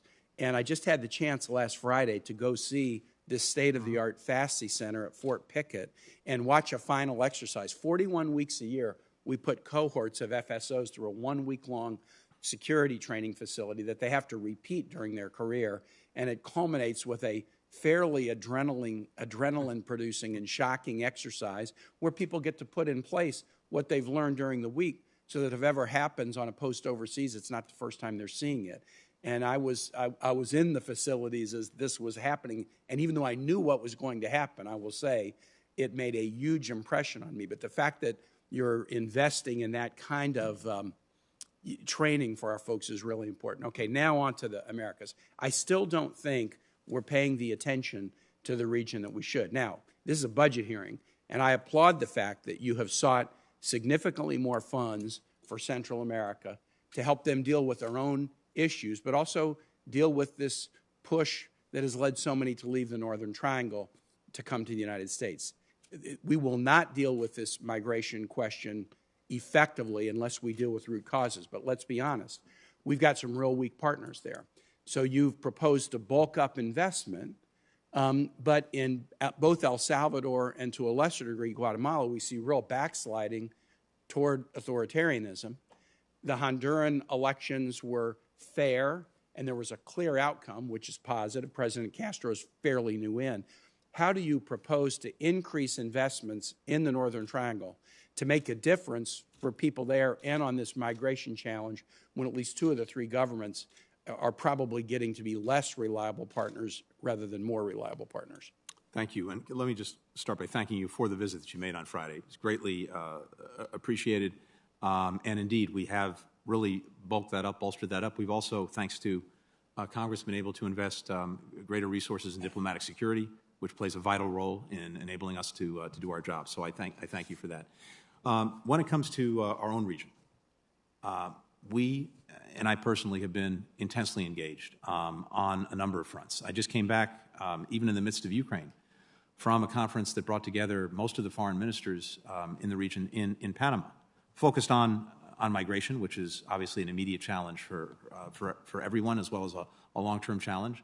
And we can speak more about that. But the bottom line there is, as a result of a lot of work that we've done over the last year, including getting together in Panama and Colombia before that at the United Nations, we are building a genuinely shared sense of responsibility when it comes to dealing with what is a historic migration challenge that's affecting in one way or another every country in our region, whether the countries of origin, countries of transit, countries of destination.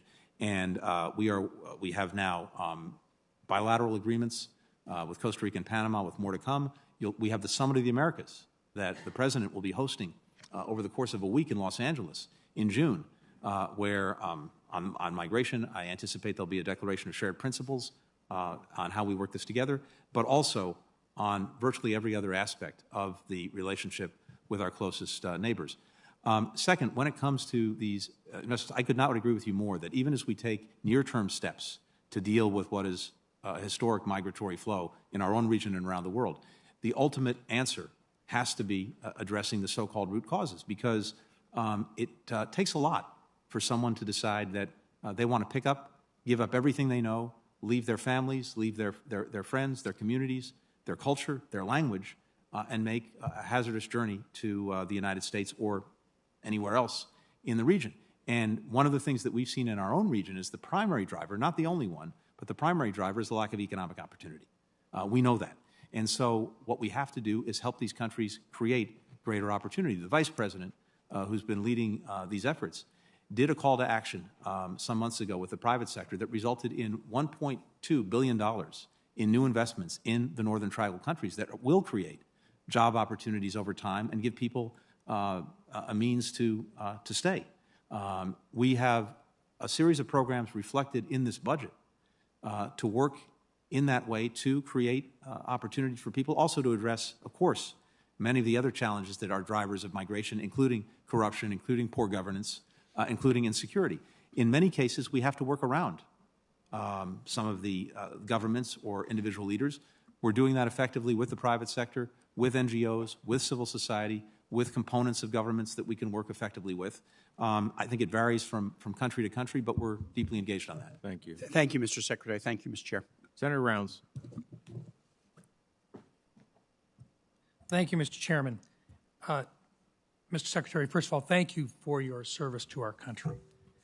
Let me just begin by bringing back in a discussion that Senator Portman began and that you have shared. I think it's been a pretty frank discussion regarding the need to have additional energy production and the impact that that would have on your ability to work with our allies in Europe.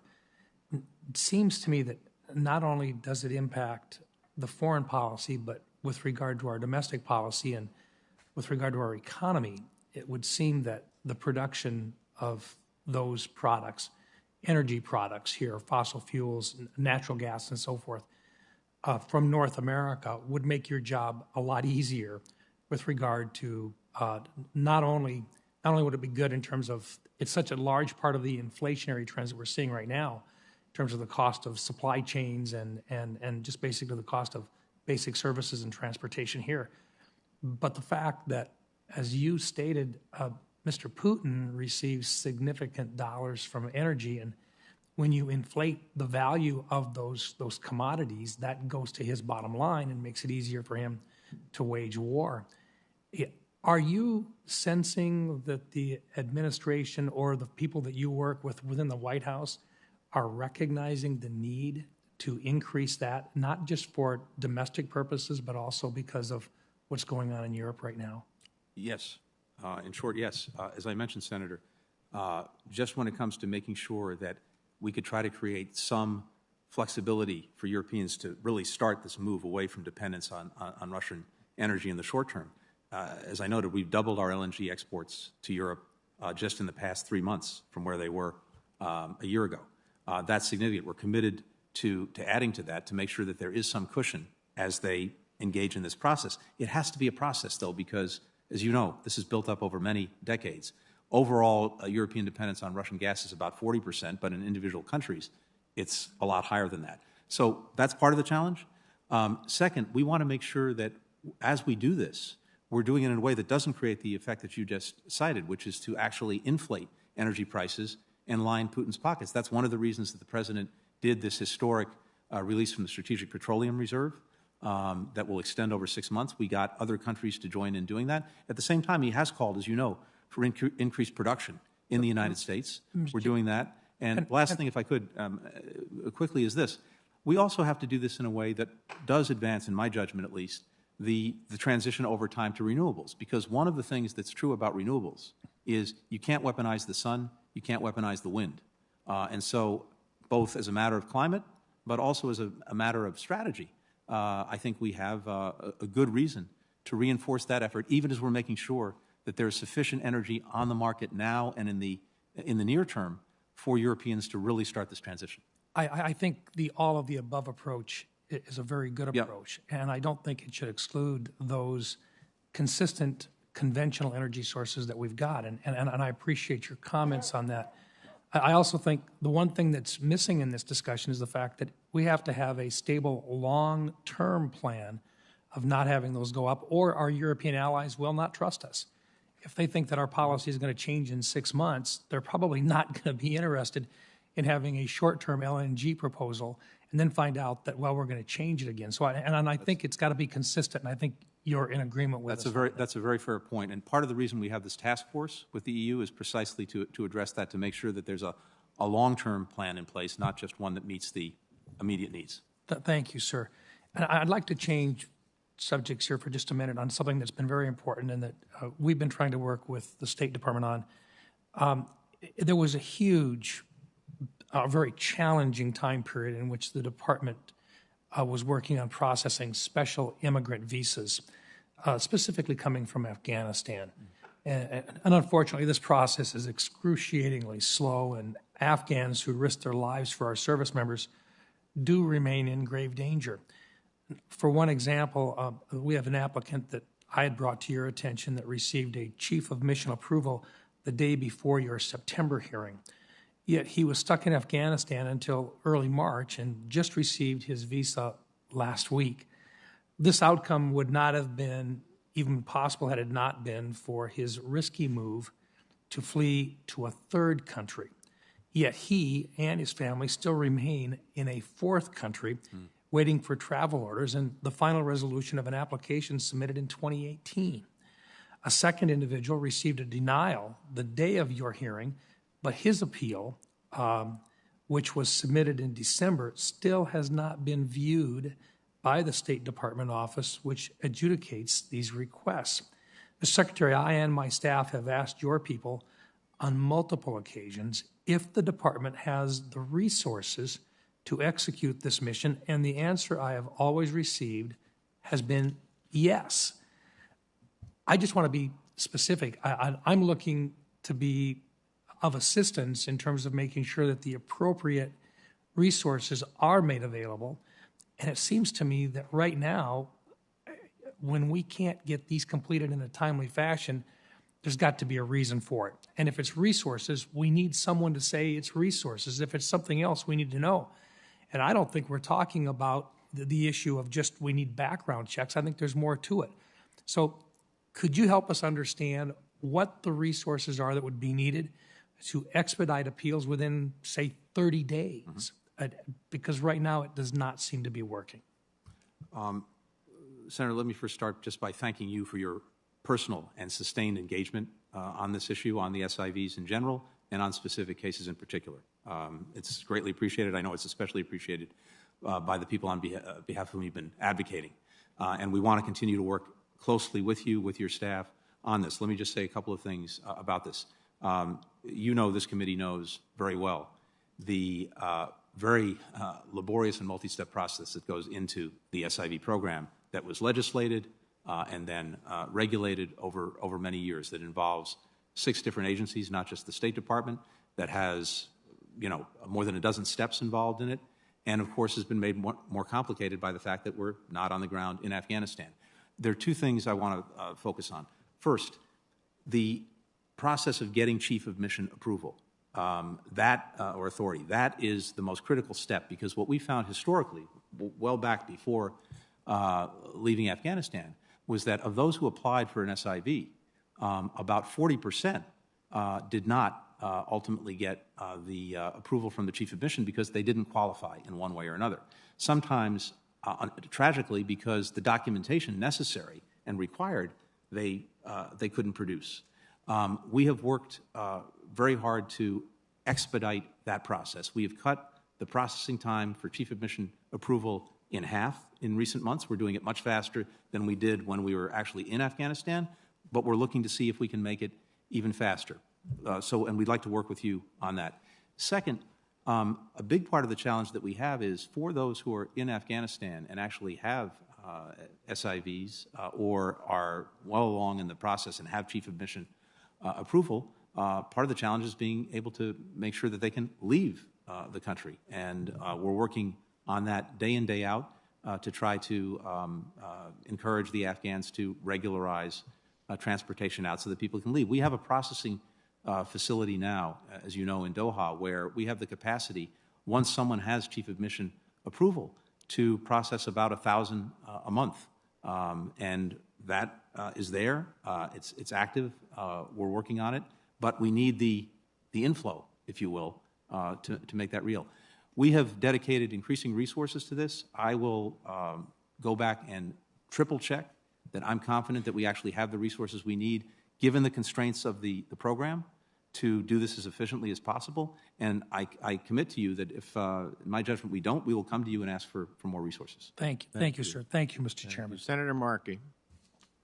Thank you, Mr. Chairman, very much.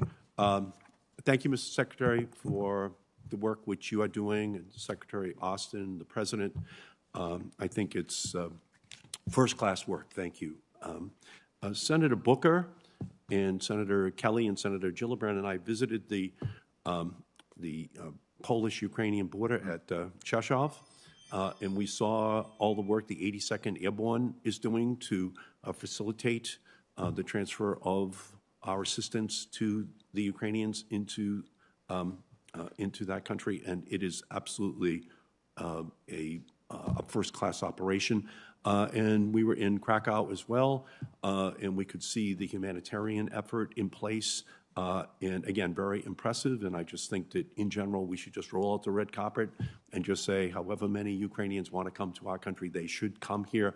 And as a Congress, we should finance that resolve so that we help the Ukrainians to ultimately defeat the Russians. So I just wanted to congratulate you on that.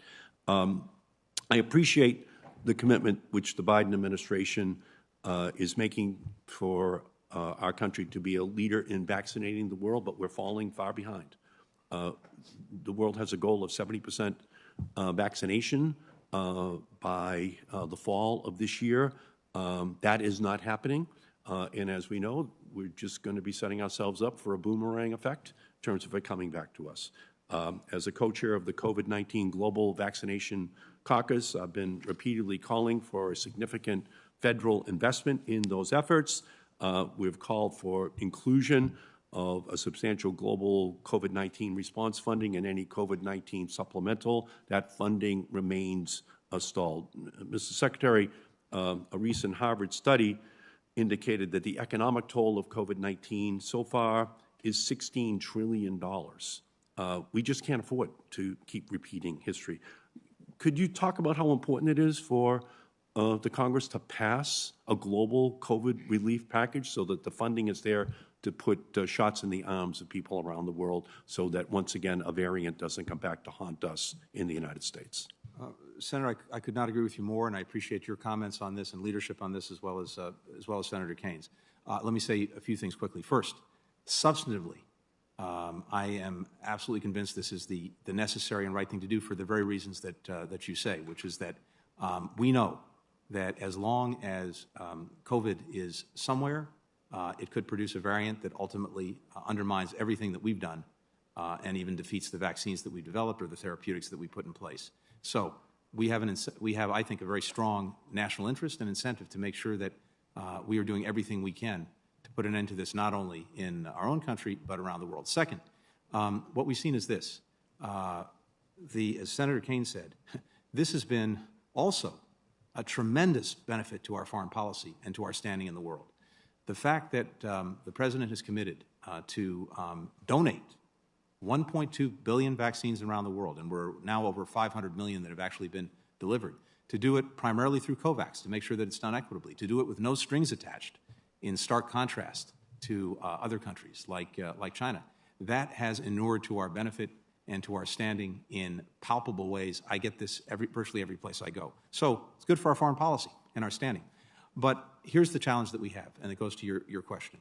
Right now, we have a relative abundance of actual vaccines. What the challenge that we have is, as you said, getting shots into arms. There are, in many places around the world, nowhere more so than in Africa, real challenges in making sure that there is cold storage, that there are distribution networks, that there are healthcare workers and other experts who can administer the vaccines to deal basically with the last mile. We also have real information or misinformation problems, and that contributes to vaccine hesitancy. So we need to be doing work on that. So is it critical that we pass funding? It is, in my judgment, absolutely critical that we do this, because if we don't, we will not have the resources we need to see this through. Thank you. Yeah, this disease, because of global travel and trade, it's just a flight away from our country. And the more that we build the barriers further away from us, the way we're trying to do with confronting the Russians so that it doesn't go any further in terms of its incursion into other countries, we have to do the same thing with COVID.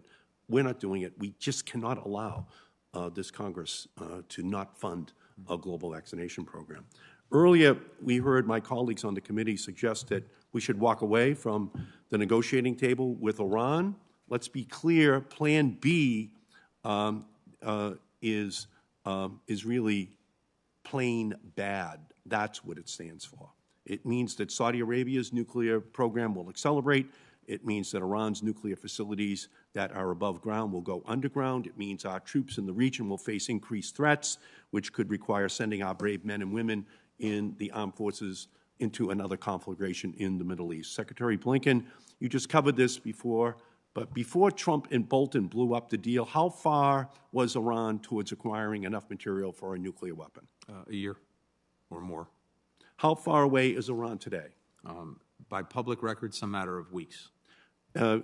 Based on experience, would kinetic or non-kinetic attacks on Iran prevent an Iranian nuclear weapon? The judgment of our military over many years is that the military could certainly set back a program, but Iran would rebuild it probably even more underground, and rebuild it a lot faster than a nuclear agreement would allow the Iranians to resume Hasn't Mohammed bin Salman pledged that the Kingdom of Saudi Arabia would acquire a nuclear weapon if Iran did so? I think the Saudis and other countries have made clear in one way or another that they would be likely to pursue nuclear weapons in the event that Iran actually gets one, yes.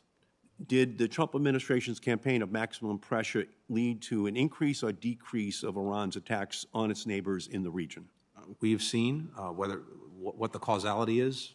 People can make their judgments, but as I mentioned earlier, what we've seen is this: from 2012 to 2018, when we were negotiating the agreement, then when we had the agreement and it was in effect, there were very few attacks on our forces in the region. After we pulled out of the agreement, designated the IRGC and killed Soleimani, we saw the attacks go up dramatically from 2019 to 2020. They went up 400% on our personnel and our forces in the region.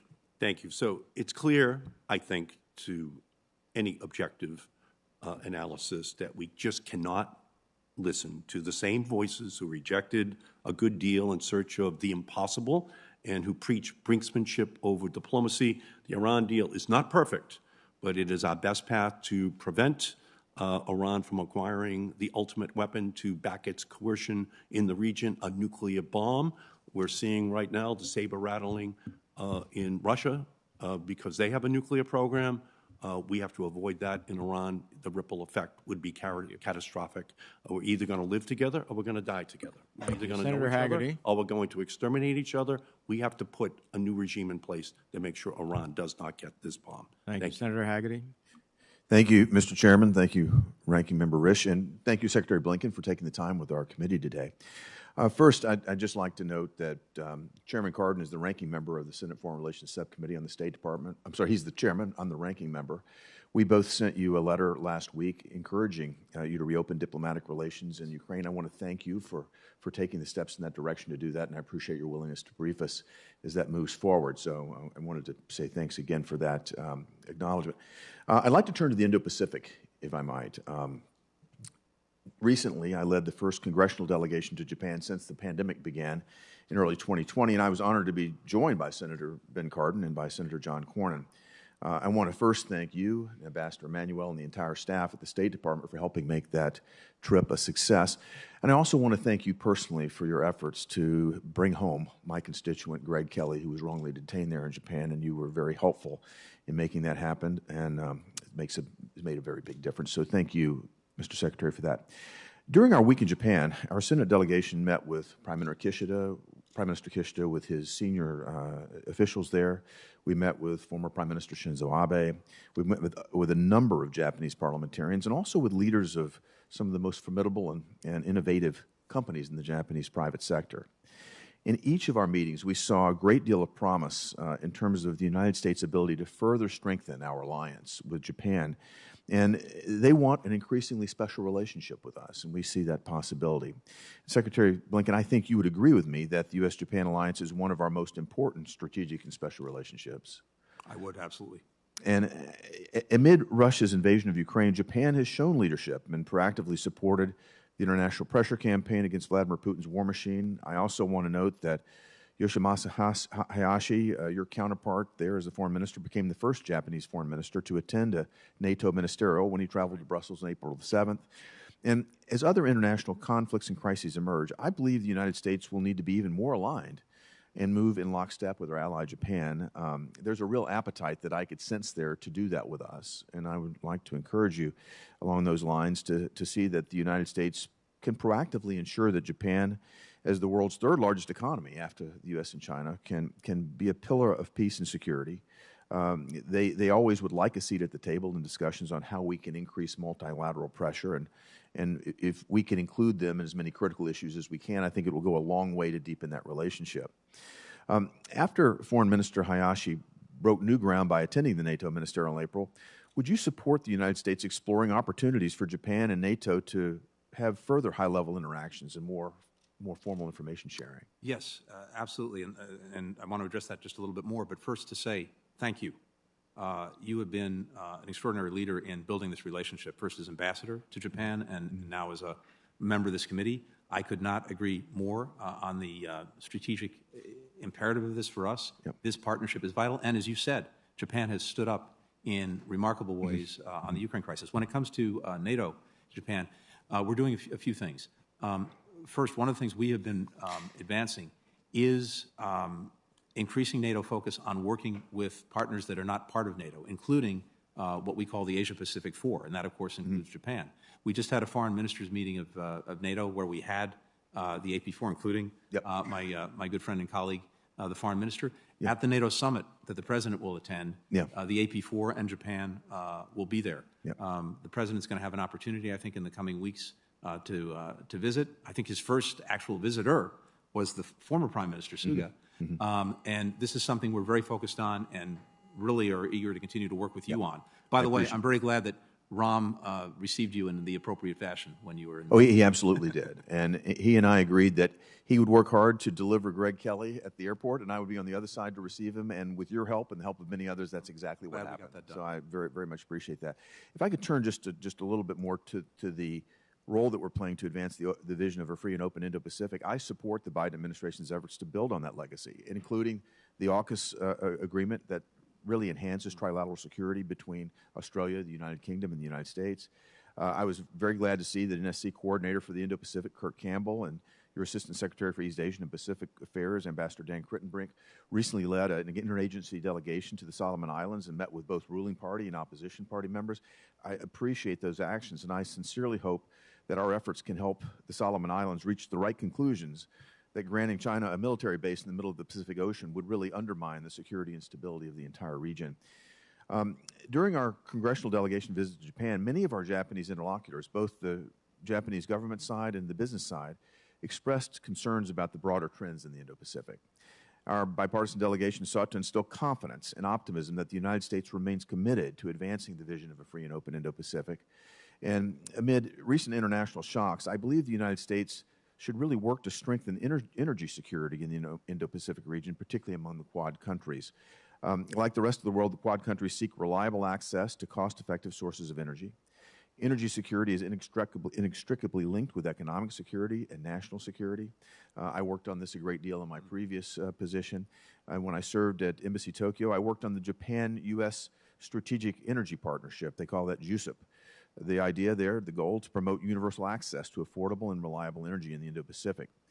The Quad should have a similar mechanism, in my view, to strengthen energy security in the Indo-Pacific, especially since the Quad includes Japan, which is the world's third largest economy, India, the world's most populous democracy, and Australia, which is a significant industry exporter.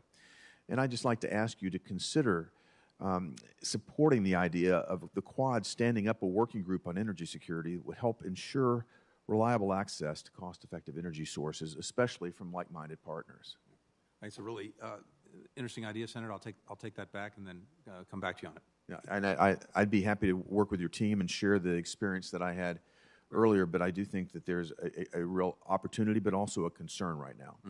And the Japanese reflected the concerns in a very blunt term to me because I worked hard to get them positioned, particularly with billions of dollars of infrastructure investment to bring in more LNG to that area. They see a worldwide market. They see the challenges that Europe is facing being dependent on Russia and LNG from there. They're very concerned that there could be, in some respect, a diversion of exports that would be harmful for them. So I think a focus and an intent focus, there are, again, assets in the region that we could help with, but I think it would be extremely helpful. Thank you. Thank you. Thank you, Mr. Chairman. Thank you. Senator Schatz. Thank you, Mr. Chairman. Secretary, thank you for being here. Let's stay in the Pacific. I want to follow up on the COFA negotiations. The U.S. agreements with the freely associated states expire soon. The current agreements with the RMI and FSM expire in 23, and the agreement with Palau expires in 24. GAO estimates that the assistance that the United States provides constitutes about 1/3 of FAS's annual budgets, making them heavily reliant on U.S. support promised through the current compacts. And as you know, the FAS's countries and island nations are aligned with us, but that's not a permanent situation. Senator Rubio and I wrote a letter expressing some concern about the pace of negotiations, especially since, you know, you're dealing with small nations, but they are nations. So, and you're dealing with your own Department of Defense. So, Can you reassure me that we are either on track or about to be on track for compact renegotiation and ratification 23 and 24? Senator, in short, yes. This is something that I've been focused on. I've met with the leadership in a variety of ways at Marshall Islands, Micronesia, Palau. I was in the region just a couple of months ago. We have appointed a very experienced diplomat, Ambassador Joe Yoon, as the negotiator for this. I know you know that. We're very focused on the pieces that expire in FY23 and FY24. I want to make sure that these get done. We need support from Congress for this. There may be some appropriations, as you know, that need to go along with this, but I'm committed to getting this done. We have, I think, a longstanding obligation/responsibility. It's also in our strategic interest to do this. So I look forward to working with you to make sure that we have what we need to try to bring this to closure as rapidly as possible. Thank you. Back to NATO. Article 6 of the NATO treaty states in part that, quote, for the purpose of Article 5, an armed attack on one or more of the parties is deemed to include an armed attack on the territory of the parties in Europe or North America, on the Algerian Department of France, on the territory of Turkey, or on the islands under the jurisdiction of any of the parties in the North Atlantic area north of the Tropic of Cancer. The 1949 treaty excludes Hawaii. Now, if Hawaii were ever attacked, it is an attack on the free world. I don't have any doubt that the entire free world would rally to our defense, but this is no small problem. Alaska is covered. All other 49 states are covered. Hawaii is not covered because statehood came afterwards. What are we going to do about that, Mr. Secretary? Well, you're right about Article 6 of the treaty. It does define the alliance area exactly as you suggested. I think a few things. First, to emphasize the most important part, any attack on the United States or its territories, even if outside the geographic scope of Article 5, would almost certainly, of course, draw our reaction, but would almost certainly, in my judgment, draw allied reaction to include via the consultation procedures that exist under Article 4 of the treaty. I'm very confident about that. I think an effort to, for example, amend the treaty to cover Hawaii and or other U.S. territory would be unlikely to gain consensus because we're not the only ally, as you know, that has territory that is outside the geographic scope of Article 6. So this would open something of a Pandora's box that I think would be very difficult to get a safe landing on because so many other allies have territories that would then potentially claim to want to be covered. So I'm not sure that we could get there. I would also, refer you to our colleagues at DOD to talk about military considerations raised by this question. But the main thing I want to emphasize is I am very confident, of course, not only about our own response, but also confident about the response of allies and partners were something of that nature to happen. So am I. But I'm not satisfied with I understand the Pandora's box argument, and you're probably right. But there's got to be something in between leaving this alone and endeavoring to change it in a failed way. Look, we're the 50th state. We ought to be covered. And if we can't amend Article 6, then we've got to do something here. And so let's I'm explore. happy to pursue the conversation and see if there are ideas that make sense. Thank you. During March 2021 SFRC hearing, you asked, I asked, excuse me, this is from my staff, I asked the Deputy Secretary of State about integrating an emphasis on climate action throughout the department, and he replied that it's not just going to be Secretary Kerry's team. Can you update me on how the department is fully integrating climate action throughout the organization? And I'm specifically interested in the extent to which we can depoliticize climate action. Climate adaptation seems to be a space where we can all work together. And I just don't think American foreign policy and the State Department as its instrument ought to be swinging wildly back and forth on the question of whether or not the sea levels are rising or whether or not storms are becoming more frequent and severe, and whether or not the United States should continue to lead in this space. And so I'm wondering what you're doing to institutionalize climate action throughout the department. Thank you. First, we thought that it was vital not only to institutionalize, but to elevate climate in everything that we were doing. And the reason that the President asked former Secretary Kerry to take it on was to do exactly that, to make sure that as we headed into an incredibly challenging period, that we were doing everything possible to re-engage the United States in leading these efforts. And we did, through re-engaging Paris, through the summit the President held, through COP26 and the successful parts of that endeavor, through sustained diplomacy that John Kerry has been leading. But to your point, we also wanted to make sure that this is truly institutionalized throughout the department, and we're doing that in a number of ways. First, every regional bureau has within it someone who is focused and expert on these issues and is fully coordinated with the climate office that John Kerry is leading, to make sure that in all of our engagements with allies, partners, and those who are not, the climate issues are very much part of the agenda, and that's been institutionalized. Second, we have a bureau, OES, that as a general matter is the locus of focus, if I can, on climate. We have very strong leadership of that bureau in Monica Medina, who's been partnered closely with John Kerry on a lot of these efforts.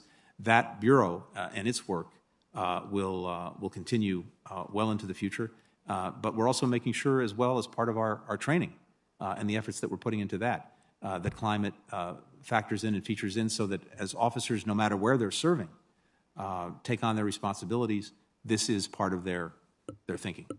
Thank you. Thank you. Senator Cruz. Thank you, Mr. Chairman. Mr. Secretary, See you, welcome. Senator. Let's talk Iran. As you know, Iran is the world's top state sponsor of terrorism, and the Islamic Revolutionary Guard Corps is their premier terrorist organization. As the State Department noted in 2019, Iran is an outlaw regime that uses terrorism as a key tool of statescraft, and the IRGC has engaged in terrorist activity or terrorism since its inception 40 years ago. And the IRG's support for terrorism, quote, is foundational and institutional. The IRGC has killed over 600 Americans in Iraq. They control vast parts of the Iranian economy, and they use them for financing terrorism. Right now, the IRGC is actively trying to murder additional Americans, including former Trump administration officials. We know from public reports that the State Department spends $2 million every month protecting former officials, including former Secretary of State Pompeo. And the Secret Service is providing similar protection to protect former National Security Advisor Bolton. Because of such activities, the Trump administration rightly designated the IRGC as a foreign terrorist organization, an FTO. As you know, the FTO designation is the most powerful we have. It includes a criminal prohibition on knowingly supporting the IRGC up to life in prison. It imposes vast immigration restrictions. It allows victims, including the Gold Star families of those killed in Iran, to sue for civil damages from such support. And just as importantly, it is a signal to our allies in the Middle East and across the world that we will use our most powerful tools to counter the threats that Iran poses to them, including existential threats. The Iranian regime knows all of this, of course, which is why they have refused to re-enter a nuclear deal unless the Biden administration agrees to lift the FTO designation. According to public reports, the negotiations have stalled over this issue. To advance the talks, American negotiators and the Biden administration officials have tried to find ways to rationalize meeting Iran's demands. You yourself have downplayed concerns over such a move by saying the IRGC would remain designated under other weaker sanctions. Back in Vienna, American negotiators have also reportedly asked Iranians to make commitments to stop conducting terrorism in exchange for removing the FTO. and specifically to stop trying to murder former American officials. According to these reports, the Iranians told you no. I have to admit it is flabbergasting that the Biden administration would take such Iranian commitments at face value, let alone consider dismantling terrorism sanctions. But I want to ask you, is it true that American negotiators made specific requests for a commitment that the IRGC will stop trying to murder former American officials, and is it true that they said no? Senator, I'm not going to get into the details of any discussions or negotiations in a public forum. Happy to come back and talk privately about that. Let me address a few things that you've raised, because I do think that they're important. First of all, I share your views on the IRGC, and especially a number of its component parts, notably the Quds Force, which is primarily responsible for the egregious actions that it has taken in terms of targeting Americans and, as you rightly say, continuing to do so. So we very much share that view. I agree with you. We have, over the course of this administration, of the sanctions we've issued, 86 of the 107 designations by this administration have been against the IRGC or its component parts, again, for the reasons you cite. And none of this is inconsistent with the nuclear agreement, whether it was in force or not in force. There are myriad sanctions, as you know, as you've cited, against the IRGC in one way or another, both the entity as a whole, its component parts, individual members that will remain on the books irrespective. But there are a few other factors that are worth at least considering. And I'll come to the bottom line in a moment if I can. First, when the question of designating the IRGC as a whole first came up during the Bush administration many years ago, Mr. Secretary, as you know, we have limited time. Well, no, but it's so I'm going to try to focus on the specific question I asked. So let me start off with this. Is it true that the IRGC is actively trying to murder former senior officials of the United States? I'm not sure what I can say in an open setting, but let me say generically that there is an ongoing threat against American officials, both present and past. Is it true that the State Department is spending roughly $2 million a month to protect those officials? And we are making sure, and we will make sure, for as long as it takes, that we're protecting our people, present and former, if they're under threat. And I'm assuming you would agree that attempting to murder a Secretary of State or a former Secretary of State is a pretty damn big deal. I would certainly agree with that. Yes. There have been multiple public reports that we asked them to make the simple promise not to murder a former Secretary of State, and they refused. There's nothing classified about that. If they are actively refusing, saying, no, we're going to keep trying to murder your former Secretary of State, the idea that our negotiators are sitting in Vienna saying, okay, that's great, so how many more billions can we give you? That doesn't make any sense. So I just want to know the factual question. Did you ask them, stop trying to murder the former Secretary of State, and did they sit there and tell you, no, we're going to keep trying to murder him? Of course, within the context of any engagements that we have, directly or indirectly with Iranians, one of the strong messages we send to them is they need to stop targeting our people, period. And here are the facts, as I mentioned a few minutes ago. But did they tell you no? Again, I'm not going to characterize what they said. They know what they would need to do to address this problem, and that's pretty straightforward. But we've seen these attacks go up 400% from 2019 to 2020. After we got out of the nuclear agreement, after we designated the IRGC, after we killed Soleimani, for whom no one is shedding any tears. Those are the facts. We have to deal with the facts in terms of what represents a threat to our people and how we can most Let me ask a final question, just because my time has expired. Please. On a topic you and I have talked a great deal about, Nord Stream 2. We've finally gotten to sanctioning Nord Stream 2. Nord Stream 1 continues to deliver an enormous amount of natural gas. Stopping Nord Stream 1 would benefit our Ukrainian allies significantly. What are we doing to urge Europe to stop taking deliveries on Nord Stream 1, which in turn would benefit Ukraine substantially? Senator, we're working across the board to help Europeans move away from dependency on Russian oil and especially on Russian gas, including gas that's coming through Nord Stream 1. I'm glad we got to where we got on Nord Stream 2. I think we went about it the right way. We did it in a way that kept the Germans fully allied with us. They made that decision, as you know, like that after the Russian invasion. That's been very, very meaningful. And we're looking across the board at steps that we can take to support them as they continue to move away from a reliance on Russian gas, wherever it's coming from, including the Nord Stream 1 pipeline. Thank you. Senator Merkley. Thanks. Mr. Secretary, thank you for being here today. I'm going to touch on a number of issues very quickly. I'll submit follow-up questions, and then I want to turn to, in terms of your thoughts, address transnational repression. First, on Burma, thank you for the genocide determination. I know that that was a long, lengthy, complicated process, but you did reach, the State Department did reach a conclusion.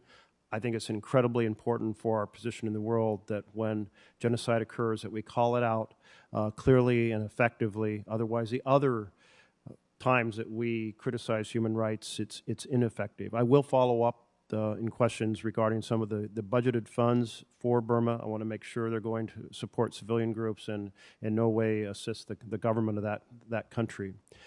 Second, turning to Honduras, thank you for the strategic dialogue that was begun yesterday and will continue in regards how to support their anti-corruption agenda and in general how to support the resetting of that relationship. Congress sent a strong message by zeroing out the foreign military financial assistance to the Northern Triangle countries and making 60% of the rest contingent upon completion, implementation of an anti-corruption agenda. This is, if we don't tackle the corruption successfully there, we will not successfully address any of the issues we're trying to help with. Third, Uyghur Forced Labor Protection Act. Very pleased to partner with my colleague from Florida, Senator Marco Rubio, to do that. I know the administration is asking for more funds to implement it. I support that. Thank you very much. Ethiopia, we pressed hard to get the truckloads of food into Tigray province. Thank you for doing that. Finally, there were 3 successful convoys in April, but they amount to 200 truckloads. We're told there needs to be 2,000 per month. That there are some 700,000 families in famine-like condition. Please keep pressing hard. They need to get those convoys through basically every couple days in order to alleviate that famine. Philippines, new election is coming up. I am pleased that we have not supported the Philippine National Police. There have been some estimated 20,000 extrajudicial killings, really violating human rights in a massive way. We have a chance to reset that relationship with the upcoming election. I know you're aware of that. I know your team's working to prepare for that. Thank you. I echo my colleagues' statements of support for your actions on Ukraine. I will follow up in terms of our help for very poor countries affected by the increased costs of wheat and fertilizer. That will be profound reverberations. And then I will follow up a lot on climate issues. Complicated world, many things to touch on, but I wanted to take your time today on a topic that I didn't hear addressed, and that is transnational repression.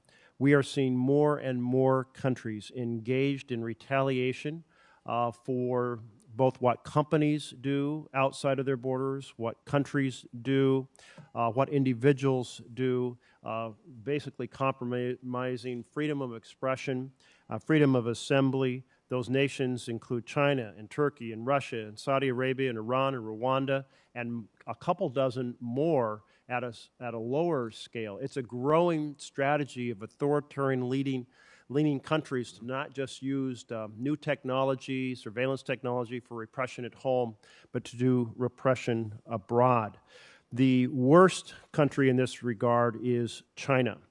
And think about kind of this long list of things that they have done. They took up economic measures against Mongolia for hosting the Dalai Lama, South Korea for deploying a U.S. missile defense, Canada for Huawei's the arrest of the Huawei CFO, to Sweden for giving a human rights prize to a Swedish dissident under detention in China, Taiwan for refusing to acknowledge that it's part of China, United Kingdom for supporting pro-democracy protesters, Australia for calling for an independent inquiry into the origins of COVID, Lithuania for establishing a Taiwanese representative office in its capital, and that list goes on.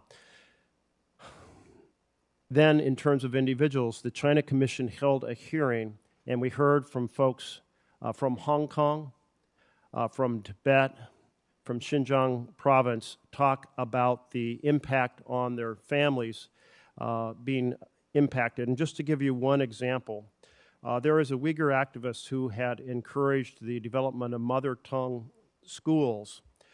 His name is Abduweli Ayub. And initially, there was some significant support for this concept, and then China evolved its policy and said, we don't want these native language schools. We want to force everyone into, if you will, the major Chinese dialect. And he had to flee to Norway.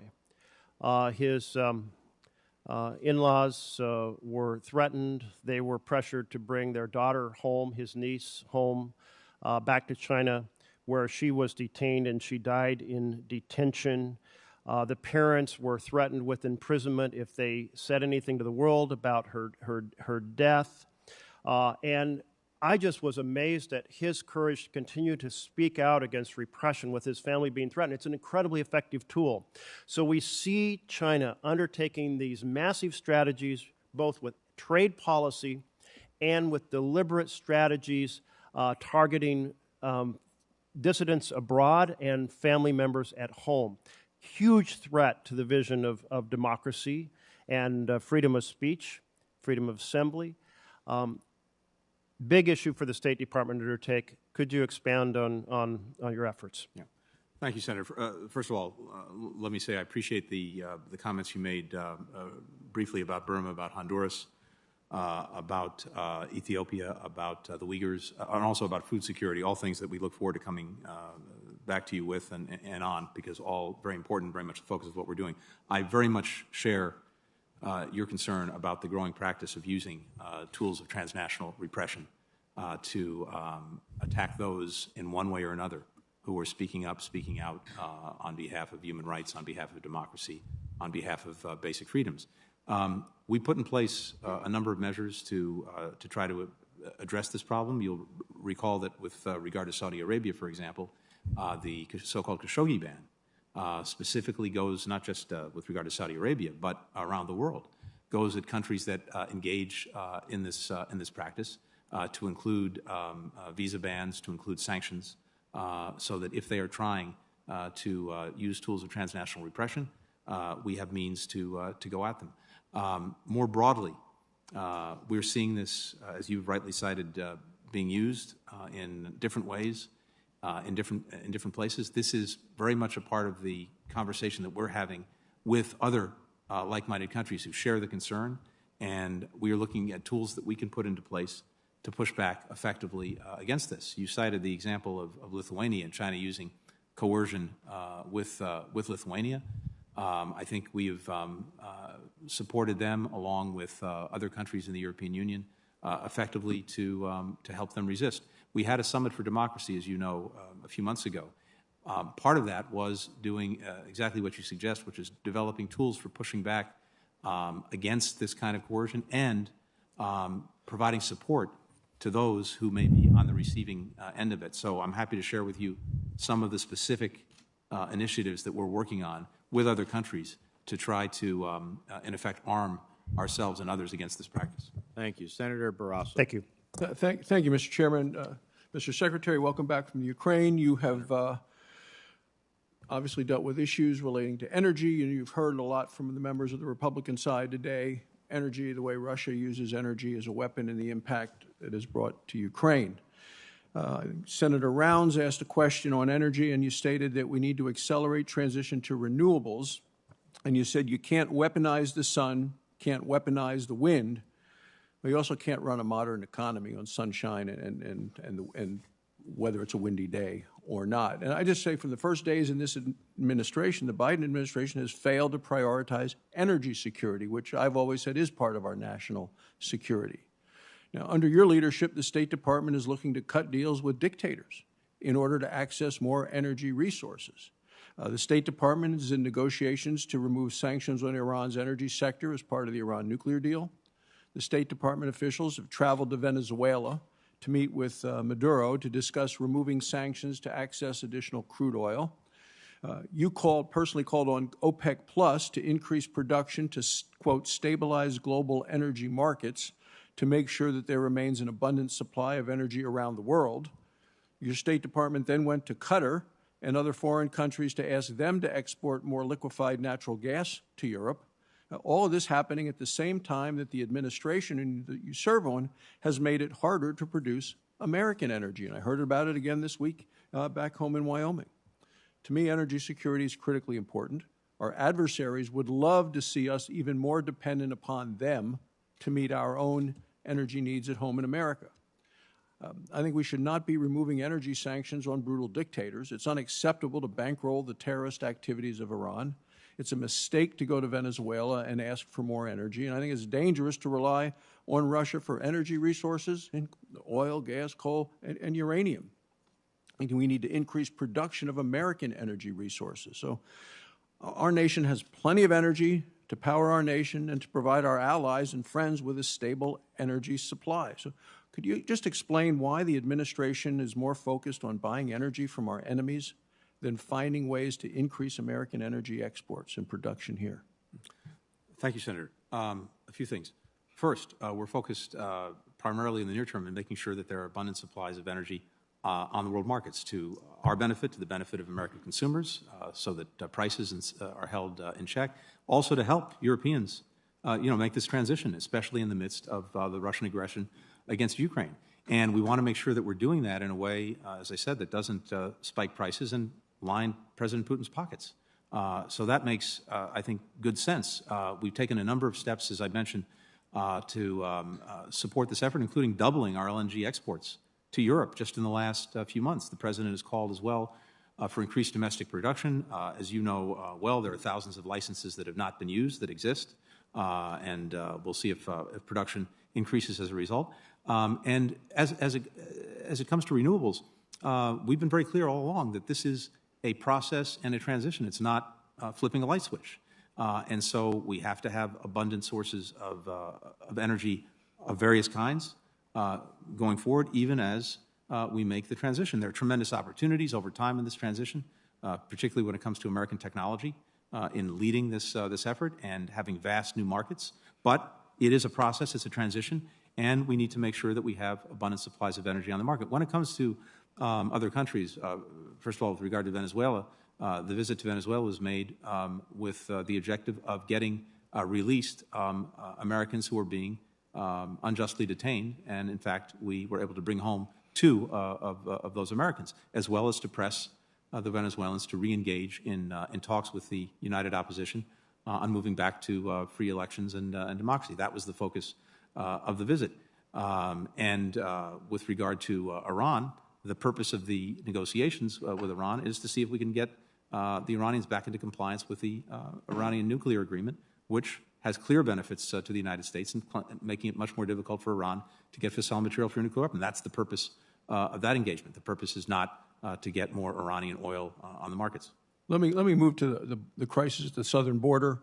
Last month, 220,000 illegal immigrants apprehended at the U.S.-Mexico border. 2021, after President Biden was sworn into office, 1.9 million apprehensions, currently on pace for 2 million this year. President Biden tasked the Vice President with addressing the crisis at the southern border. President is talking about removing Article 42 because apparently COVID is behind us, although since you started testifying this morning, there's been news reports that Senator Wyden, Senator Murphy from this committee, and the Vice President are all right now with COVID. So, during the Vice President's visit to Guatemala last year, Vice President Kamala Harris sent a message to illegal immigrants attempting to enter the United States. She said, "I want to be clear to folks in this region who are thinking about making this dangerous trek to the United States-Mexico border. Do not come, do not come." She went on to say, "I believe if you come to the border, you will be turned back." Well, do you agree with those statements by the Vice President that if you come, you will be turned back? I would agree. If people come to the border and can't show a legal basis for coming into the United States under asylum or other rules, they will be removed. That is the policy. And let me just say, when it comes to Title 42, As you know, Senator, this is a CDC authority. It's not immigration policy. So the CDC will make its judgment. They made a judgment to terminate the Title 42 next month. But if that happens, as I said, what will happen as a practical matter, if people come to the border and try to get in without the necessary legal basis to do so, they will be sent away. Well, and that's not happening. And it's not going to happen. And that's how you go from more illegal immigrants coming into the country in the first 14 months of President Biden in office than over the previous 4 years with President Trump in the White House. And now we're at a point where we're facing a crisis that the administration appears to be sending a different message with this revoking Title 42. I think it's an important border control tool. It is a critical border control tool, as you mentioned, as a public health to protect the public. It's going to result, what we're going to see, I think, is a massive surge. The head of Homeland Security from this administration said they're not prepared. The head of Homeland Security from President Obama's term said we're not prepared to handle what's coming this way. So Elizabeth Warren explained on CNN this weekend, and Mr. Chairman, this will be my final question. She said the Biden administration is putting plans in place to deal with people who are asking for amnesty and relief at the border. So would you please describe the plans that the Biden administration is putting in place, that Senator Warren alluded to deal with this surge of migrants attempting to enter our country illegally? Senator, I would refer you to DHS, which is responsible for the border and for those plans. The focus that I'm bringing to this is making sure that, to the best of our ability, we are getting countries throughout our hemisphere where we have an unprecedented situation. We have not only migrants from the Northern Triangle, we have, as you know, Venezuela, Nicaragua, Haiti, Cuba, and then other countries that have had populations from some of these countries who are also seeing them move north.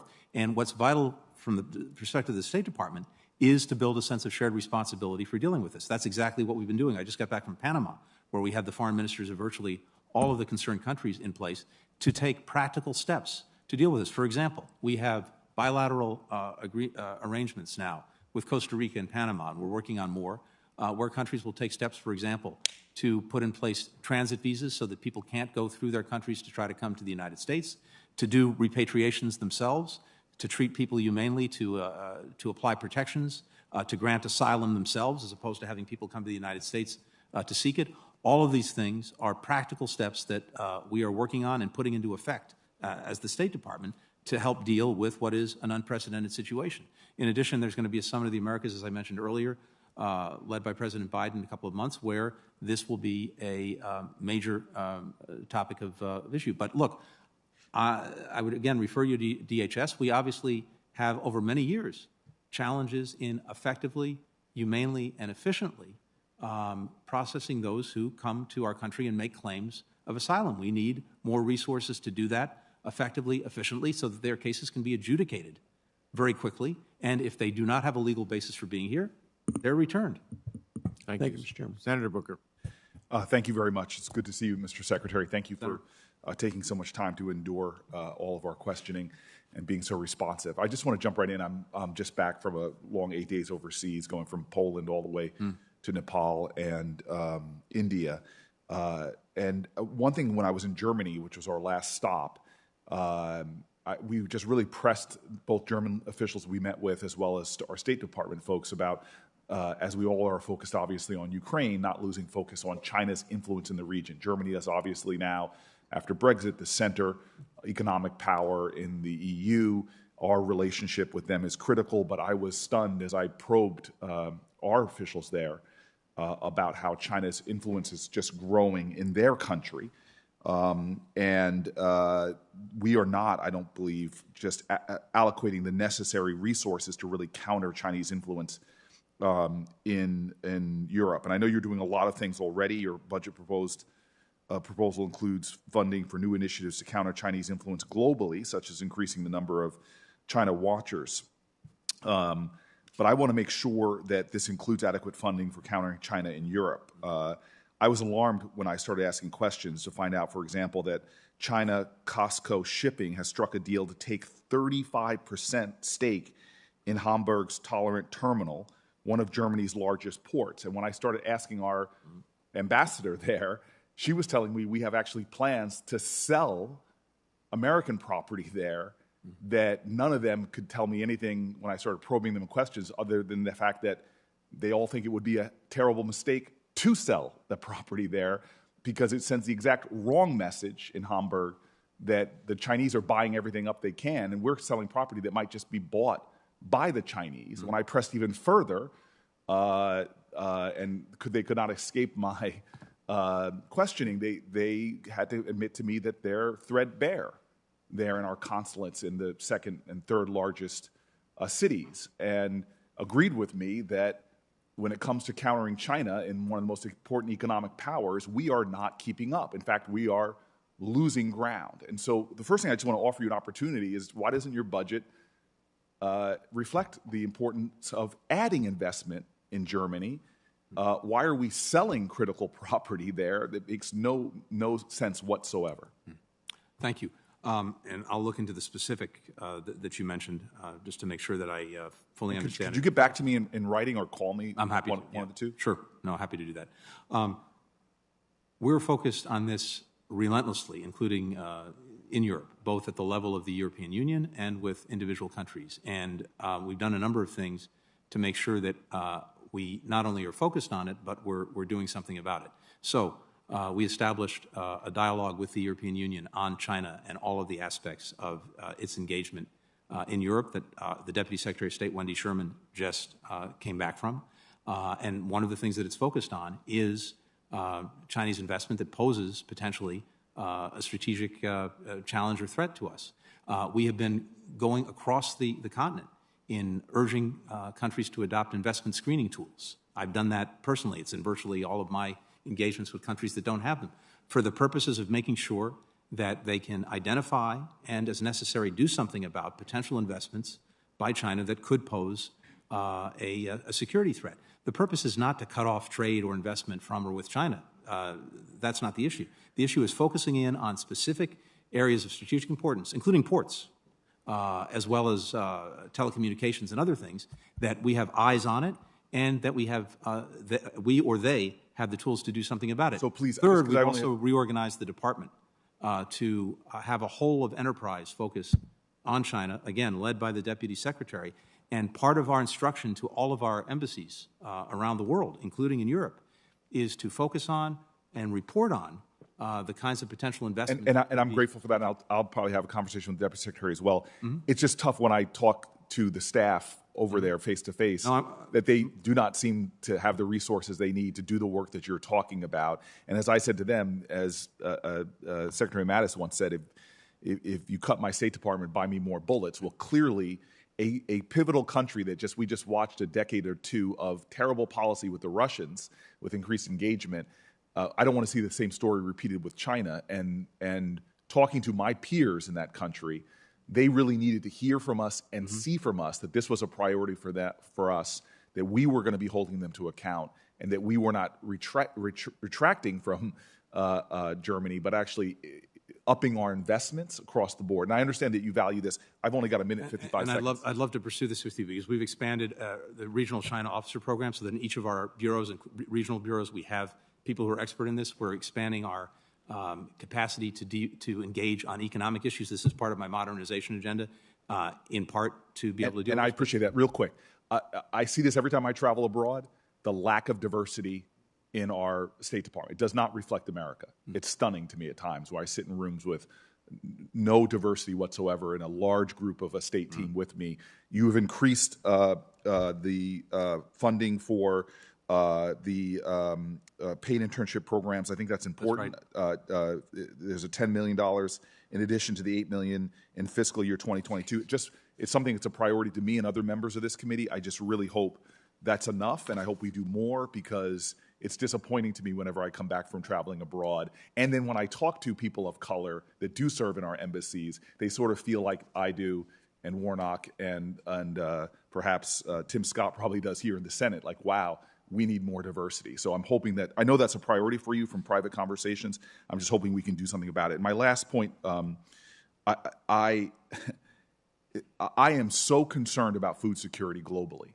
This to me is stunning that we don't understand the connection, besides the moral urgency everywhere from Yemen to Afghanistan to the Horn of Africa, the moral urgency to do something about this, how critical it is for global security to meet this food crisis.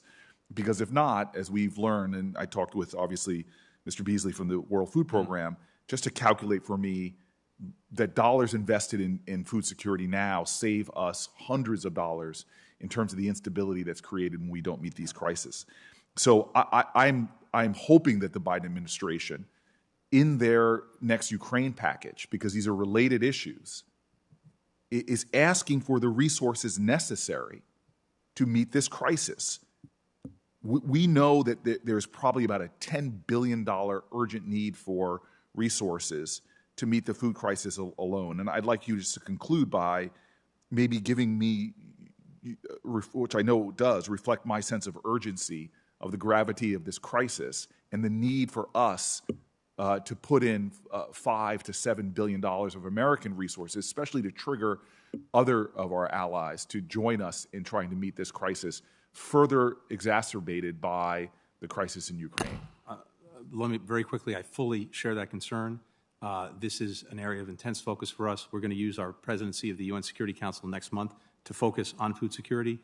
We will be looking to work with Congress to provide $11 billion over 5 years for programs like Feed the Future. We are working right now with countries around the world to get them to increase the donations they're making and resources they're giving to the World Food Program, to the Food and Agriculture Organization. We're pressing on countries that have large stockpiles of food to make those available, not to put in place export restrictions.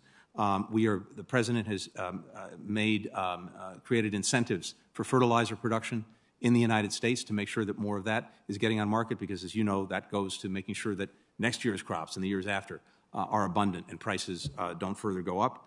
We've given an additional more than $100 million just recently from the Humanitarian Assistance Fund to Ethiopia, to Kenya, to Somalia, to deal with their acute problems. I could not agree with you more, and we're intensely focused on it. Mr. Secretary, I'm sure this was said, but I want to thank you for your courageous trip you just took, coming from and meeting with Ukrainians when I was in Poland. Your extraordinary leadership, in my opinion, has been a light during this crisis, and I want to thank you for that, and your entire State Department staff and what they're doing under difficult circumstances. Thank you. Senator Johnson. Thank you, Mr. Chairman. Welcome, Mr. Secretary. Can you describe to me what your and what the administration's definition of is a win in Ukraine? Senator, on the terms that President Putin himself set, Ukraine has already succeeded and Russia has failed. The terms that Putin set was to eliminate the sovereignty and independence of Ukraine and to subsume it back into Russia. I can state with confidence that that has failed and that will fail. I do not see a scenario by which that happens. And as we're speaking, the Ukrainians are doing an extraordinary job, thanks to their courage, but also because of the support that we've led in providing in pushing back the Russians. They've done that from Kyiv and western Ukraine and northern Ukraine. They're now engaged, as you know, in a ferocious battle in the east and south. We are doing everything we can to make sure that they have the means to continue to do that. And ultimately, it will be up to them, the Ukrainians, as a sovereign, independent country, how they want to resolve this. And we'll see if President Putin ever gets to the point of being willing to engage in any meaningful negotiation about that. But that will be up to the Ukrainians. They'll have our full support, as they do now. So you're not really willing to lay out what the administration's view of what the end state ought to be to consider it a win? The end state should be determined by the Ukrainians as a sovereign, independent country. We'll back that. We'll continue to back that, however they choose to do it. When you were with President Zelenskyy, did he talk to you about what he considered his objectives are? And I would say his objectives would be probably the definition of what he would consider a win. Senator, I don't want to put words in his mouth. I think what it would be fair and safe to say is that his objective would be to push the Russians out of the territory that they're trying to occupy in eastern Ukraine. And also, let me add to this, because I think it's important, to try to make sure that when that is accomplished, Russia is not in a position to repeat this exercise next month, next year, or in 5 years. And that goes to making sure that Ukraine has the effective capacity to deter and defend itself. And it also goes to something that Secretary Austin said yesterday, was also making sure in various ways that Russia does not have the effective means to do this again. So putting your two answers together, President Zelenskyy would view his objective is to push Russia out, certainly out of eastern Ukraine. And you said the administration will support President Zelenskyy in his objectives.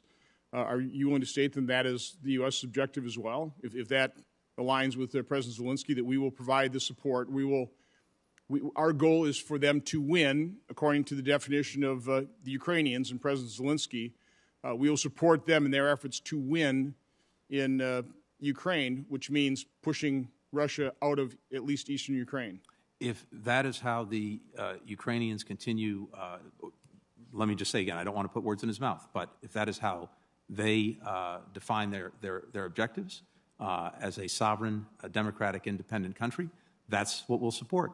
I come back to my initial proposition, which was that on Putin's own terms, which was trying to subjugate Ukraine fully to Russia and eliminate its sovereignty and independence, that's already failed. I understand. So now it appears that Putin's goal is establishing the land bridge, at least between eastern Ukraine to Crimea. Is that are you willing to state that is definitely the U.S. objective, our NATO partners' objective, to deny him that land bridge? Our objective is to make sure that the Ukrainians have the means to repel and deal with this Russian aggression wherever it is taking place in Ukraine, including in southern Ukraine, and that's exactly what we're doing. Again, I was at a PERM subcommittee investigation hearing on the way we still have not addressed military housing. So I missed some of the testimony, so maybe you already covered this, but are we going to provide them the types of weaponry they need, recognizing that what worked when Kyiv was surrounded and now it's flatter terrain, in some cases almost trench warfare? Are we committed to providing the type of weaponry that President Zelenskyy was asking for? In short, yes, and the point you make is an important one. The nature of the battle has changed from what was necessary for Western Ukraine and Kyiv to where things are now. We spent 3 hours with President Zelenskyy, with the Secretary of Defense. A big focus of that conversation was what it is that Ukraine needs to deal with the current state of the Russian aggression. The Secretary of Defense, as we speak, is actually in Germany with the ministers of defense from about 40 countries, focused on making sure that we are all providing to Ukraine what it needs to deal with this aggression. To what extent are we aware that China is helping Russia in their aggression against Ukraine? Do we know they're using Chinese drones? We're very focused on this in a number of ways. President Biden made directly clear to President Xi Jinping that it would not be in China's interest to materially support Russia in this aggression, or for that matter, to undermine sanctions. This is something we're looking at very, very carefully. I think you're seeing that China is having to deal with the significant reputational risk that it's already incurring by being seen as, in the most charitable interpretation, on the fence and more practically supportive of Russia. We can, in a different session, get into more detail, but for now, we're not seeing significant support by China for Russia's military actions. So finally, in the remaining seconds I have, I've been attempting to get from the State Department a report that the State Department conducted on an inspection from the Wuhan lab. I think we understand that the overall thrust of that report is it was not a lab that had the type of safety standards that we would have expected. I'm somewhat baffled that that's a report that I'm simply not able to get my hands on. This report came from, it's April 19th, 2018. The cable describing it was January 19 of 2018. So is that something you'll commit to me today to turn over to my committee? Senator, I'll look back into that. My recollection is this. There was a program that ended in 2019. There was no funding of that program since. And I think there was a report that may have been done by an outside contractor that I think was seen as problematic in its methodology. And in any event, I will follow up. I don't know the status of that, but we'll come back to you with it. Okay, I'd appreciate that, and I'll expect that response. Thank you. Thank you. Senator Shaheen. Thank you, Mr. Chairman, and thank you, Mr. Secretary, for your testimony this morning and for your trip to Ukraine. I think it was something that the entire world watched with great appreciation. I really want to start this afternoon with the Western Balkans, because I think Senator Murphy mentioned that he and I and Senator Tillis traveled through Serbia, Kosovo, and Bosnia-Herzegovina last week. And I think it's fair to say that if Putin is stalled in Ukraine, he may look elsewhere to sow chaos, and that his fingerprints of malign influence could be found throughout the Western Balkans. I am particularly concerned about the situation in Bosnia-Herzegovina, which has been plagued by corruption, a lack of leadership, and a tripartite presidency that is at war with itself. But there is also a very troubling security outlook there. We had a chance to meet with representatives from the U4 and NATO mission there, the European Union Force and BIH, and everyone we talked to indicated a growing concern about the potential for Russia to play games with reauthorization of the U4 force when it comes up this fall. And it doesn't appear that there's any plan B for what to do about that. We raised this concern with our ambassador, obviously. We heard from a number of people. And we raised it when we were at NATO headquarters in Brussels as well. So can you tell me whether we have a plan in place to maintain a peacekeeping presence? First, let me just say thank you for your engagement, for your leadership on these issues, not only your recent trip, but just across the board. I remember well from my days working for this committee, Senator Voinovich was the sort of flag bearer, and really appreciate the fact that you've sort of taken the flag on the Western Balkans, and it remains very important. Let me say two things very quickly. First, I think, generally speaking, the situation with the Russian aggression against Ukraine only underscores the broader urgency of integration for all of these countries into European structures, something that in a variety of ways we're continuing to encourage, work on, support. We have a number of programs that try to help them advance their candidacies and qualifications and meeting criteria for these things that I know that you know very well. So that's just as a general proposition. And diplomatically, we've been engaged in every aspect of this, whether it's the relationship between Kosovo and Serbia, whether it's helping get North Macedonia and as well as Albania across the line in the direction of the EU, and finally Bosnia-Herzegovina, where I very much share all of the concerns that you've cited. When it comes to the force, I would say two things. First, I very much agree with you that some kind of international force with an adequate mandate is essential to trying to maintain a safe and secure environment in Bosnia and Herzegovina. What I can tell you about where we are is this is a work in progress. We are, because of the concerns that you've raised about the mandate and whether it will be blocked in effect and not continued, we are engaged with a variety of stakeholders in this on contingency planning.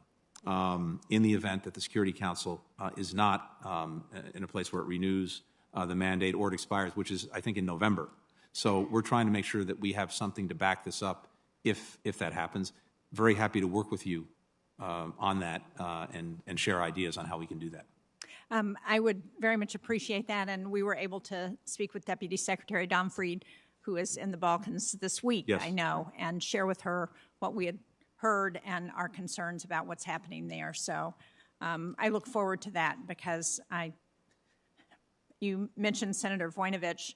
I first traveled with him to the Western Balkans in 2010, and I think it's fair to say that in each of the countries we visited, I was more concerned about the political situation today than I was in 2010. Yeah. So we need to pay attention, and I know that there are people within the department who are trying to do that.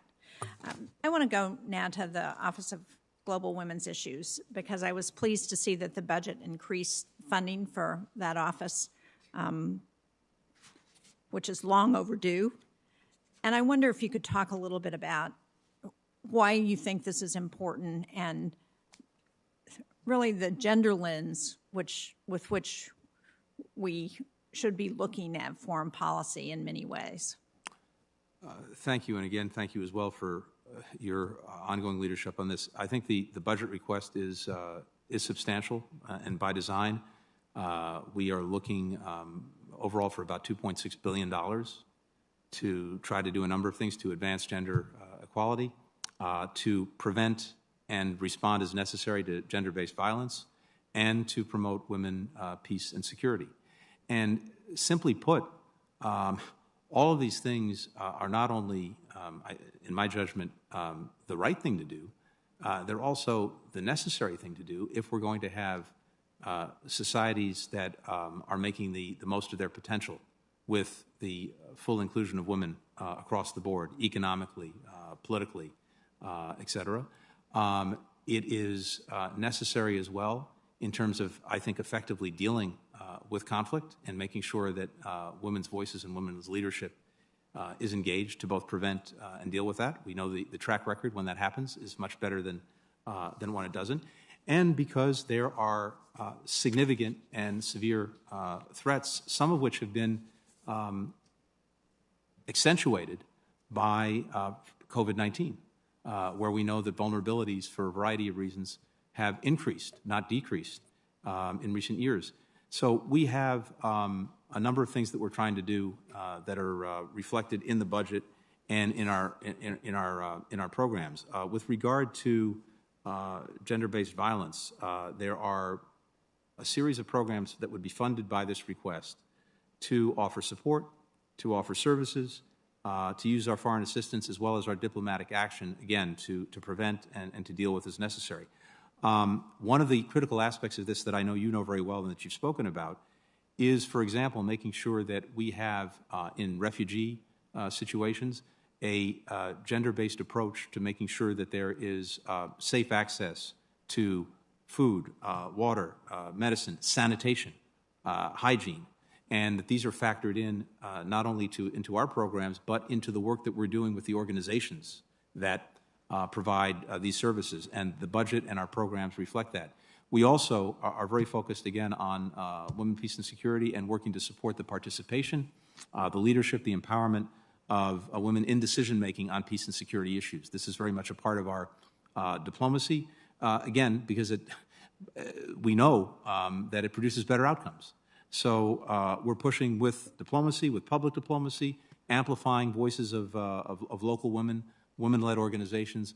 All of these things have programs, and the programs, of course, have a price tag attached to them. Well, thank you very much. I'm out of time, but I hope we are keeping the women and girls of Afghanistan included in that equation as well.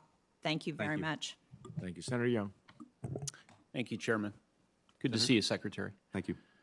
As a former staff member to this committee, I know you agree that robust oversight of the workings of the department is incredibly important. So with that understanding, I've been disappointed in the department and the administration's communication with and transparency to Congress as it relates to the negotiations with Iran. Any sort of deal, so to speak, that might be cut with the government of Iran that inadequately curbs Iran's appetite to develop nuclear weapons, to continue to carry out malign activities within the region and beyond, will not be in American interest, that of our allies, or I believe of the Iranian people themselves. And so I was encouraged earlier that you gave a commitment to the chairman to work with the committee on an open hearing at some point in this work period to discuss negotiations. I would just build on that and ask you, sir, if you commit to making Special Envoy Malley, our chief negotiator, available to appear before this committee before an agreement is announced and agreed to. Senator, thank you. And look, I want to make sure that we are doing exactly as you say, which is to be communicating effectively and in as real a time as possible on this issue, for that matter, on virtually every other issue.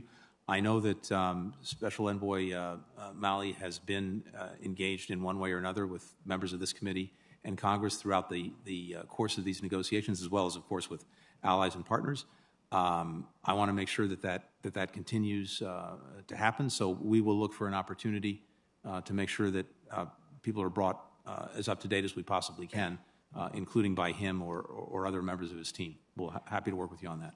So I understand the sensitivities of negotiations and the practical realities that would prevent an hour-by-hour, perhaps even a day-by-day update. But in light of the gravity of this situation and the news reports that a deal may be forthcoming soon, could we have Special Envoy Malley appear before this committee? Can I have an agreement from you to that end? If not before this work period is ended, certainly before an agreement is announced and agreed to. I'll go back and see what we can do to make something happen. Now, I will say that I would assume that for that purpose, we would probably need to do something in a closed session because this is in the midst of a negotiation. But let me come back to you on that. I want to find a way to make that happen. Okay. Thank you very much. I appreciate that. Staying on Iran just briefly, do you commit that the IRGC's foreign terrorist organization designation will not be lifted as part of any agreement the administration reaches with Iran?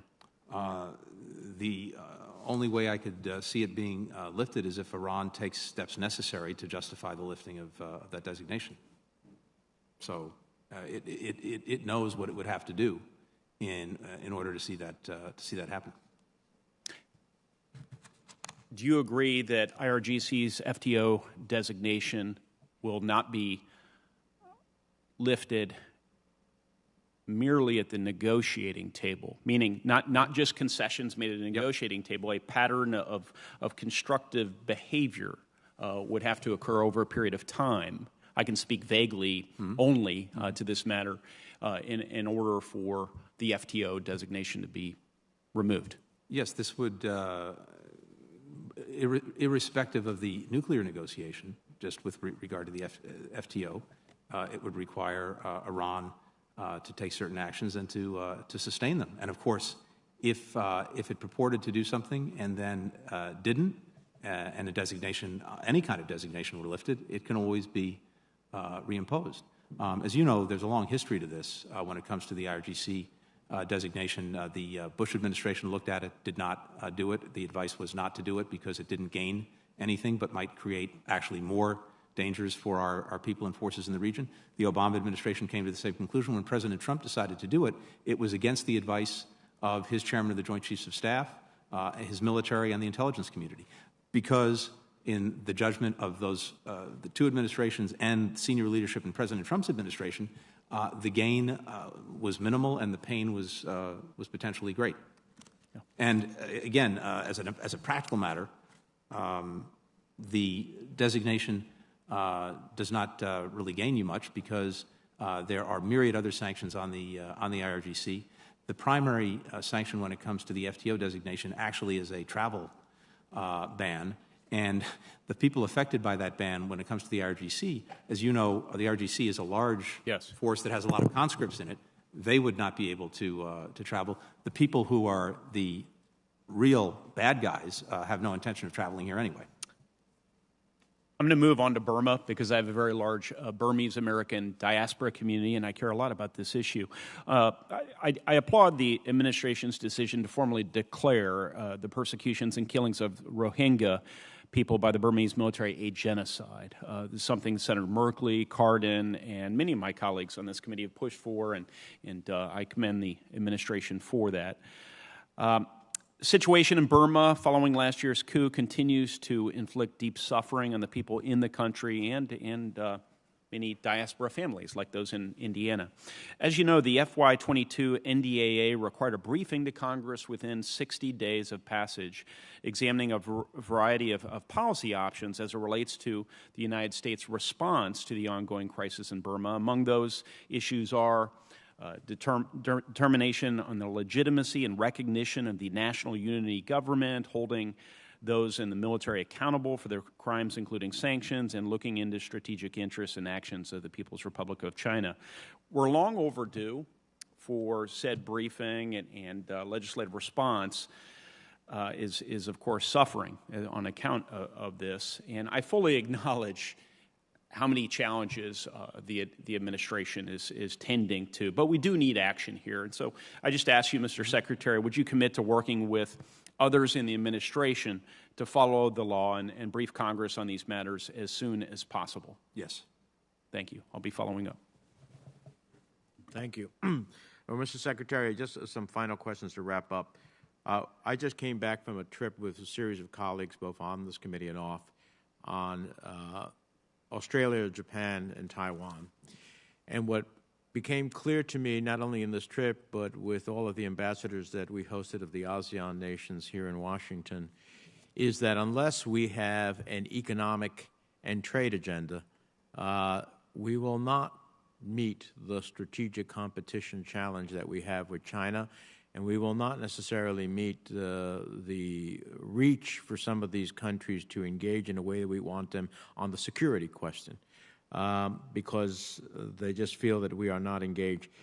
In the interagency process, I know that you don't drive this agenda on your own, but in the interagency process, I hope that you are advocating for some robust economic, which is not necessarily a trade agenda, but economic and or plus a trade agenda, because in the absence of that, even though we consider China our single biggest geostrategic threat, we can't win it without this dimension.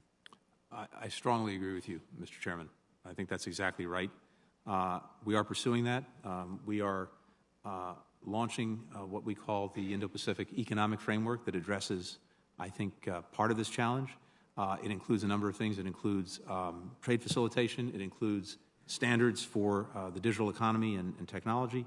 It includes building supply chain resilience, infrastructure investments, including in clean energy, worker standards. There are a number of... but it doesn't include market access, which is probably the single most significant thing they're looking for. So, you know, look, this is a good initiative. I said it in the Finance Committee to our trade representative. Yep. But all of these nations, when we've talked to them, have suggested that their aspiration for a much more robust engagement by the United States is necessary. So that's why I add the economic equation, which isn't necessarily a trade agenda, because whether it's the DFC or whether it's Millennium Challenge or whether it's AID or whatever else, we cannot meet something with nothing.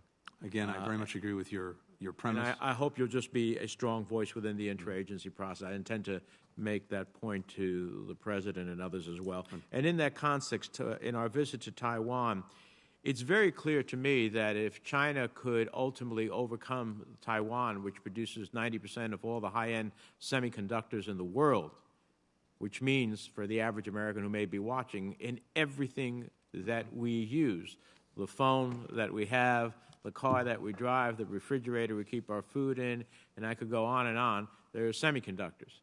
And if, in fact, China could overwhelm and take Taiwan and now have control of 90% of the world's semiconductors, the world would be in a world of hurt. And that's just one dimension. Not to mention the message that we heard it would send within the region if, in fact, we don't come to Taiwan's assistance here, because other countries will say, well, if they didn't do it for Taiwan, they're not going to do it for us. Do we have that sense of urgency? Mr. Chairman, we do, and we're focused on this in a number of ways. First of all, with regard to semiconductors themselves, we have a significant advantage right now over China in the ability to produce the highest-end semiconductors and the chips. As you know very well, a small number of countries, to include Taiwan, are at the forefront of that, and we are taking very significant steps with Taiwan, with Japan, with the Netherlands, which is critical to this. and a few other countries to make sure that when it comes to the highest-end semiconductors, they are not transferred to China, or China does not have the get the technology to manufacture them. Taiwan is integral to that. At the same time, when it comes to Taiwan itself, we are determined to make sure that it has all necessary means to defend itself against any potential aggression, including unilateral action by China to disrupt the status quo that's been in place now for many decades. I think there have been in foreign military sales close to $20 billion in such sales since 2017. That is ongoing as we speak. There's been another almost $2.5 billion in direct commercial sales that we have authorized or facilitated. We've been expediting third-party transfers to Taiwan. We've been supporting an indigenous industrial defense capability, and we are focused on helping them think about how to strengthen asymmetric capabilities, again, as a deterrent. And I think we are now aligned between our views of what their asymmetric capabilities need to be and their views, which is an important thing. So I look forward to our robust engagement to help them have the capacity capabilities of that asymmetric capability. Finally, I requested a GAO report on the State Department's annual waiver of Section 907 of the Freedom Support Act, which was released in March. The report found that the State Department's reporting to Congress on fulfillment of waiver conditions did not address required elements, including the impact on proposed assistance on the military balance between Azerbaijan and Armenia over a 7-year period. It also found that State did not provide detailed instruction to agencies about reporting requirements, and that State and DoD did not document their consideration of waiver requirements over a 6-year period. I look at this budget now, and I see a $1.4 million discrepancy between the support for Armenia and Azerbaijan. I see what the Azerbaijanis are doing in Nagorno-Karabakh, including trying to eradicate the presence of Armenians who have lived there. How is it that we're going to provide more money, which in my mind is in violation, forgetting about the waiver, is in direct violation of Section 907? That's not something I'm going to support, just to have you know. Mr. Chairman, I'm happy to go back and take a look at that, both at the specifics of the concerns you've raised about the adequacy of the reporting. I'll take that on. 907 is, as you know, an annual decision. We have interagency review going on, and that review is underway. But I take what you say seriously, and I'll take a look at that. More broadly, I've been very actively and directly engaged with leadership in both Armenia and Azerbaijan, including just as recently as a week ago, phone calls with Prime Minister Pashinyan and with President Aliyev, as well as their foreign ministers, trying to help advance prospects for a long-term political settlement with regard to Nagorno-Karabakh. We have been developing and promoting various confidence-building measures. We've been trying to push back on any unilateral actions, particularly by Azerbaijan, that would only inflame the situation. And we have a number of programs in place that are part of the budget to try to help advance more peaceful prospects. So that's very much on my agenda. Happy to work closely with you. Well, we look forward to working with you on it. Finally, let me just say, and listen, you have a difficult job. I think the breadth and scope of and the depth that you've exhibited today is one of the reasons you make a great Secretary of State. And we appreciate you've spent here nearly 3 hours. But I have to tell you something. We cannot seem to get to call things as they are sometimes. The State Department put out a statement with reference to the decision to convict Osman Kavala in Turkey that we are troubled and disappointed. This is why authoritarian figures like Erdogan, they get away with continuing to do what they're doing. We should have condemned the conviction. The department goes on to say that he should be released in keeping with the European Court of Human Rights rulings, as well as to free all other arbitrary incarceration. It goes on to talk about the harassment of civil society, media, political, and business leaders in Turkey through prolonged detention. It goes on to talk about all of there are more lawyers and journalists in prison in Turkey than any other place in the world. That says something, considering some of the terrible places in the world. So we express trouble and disappointment. Our ally India, that's in the Quad, they go buy oil from Russia. They buy the S-400.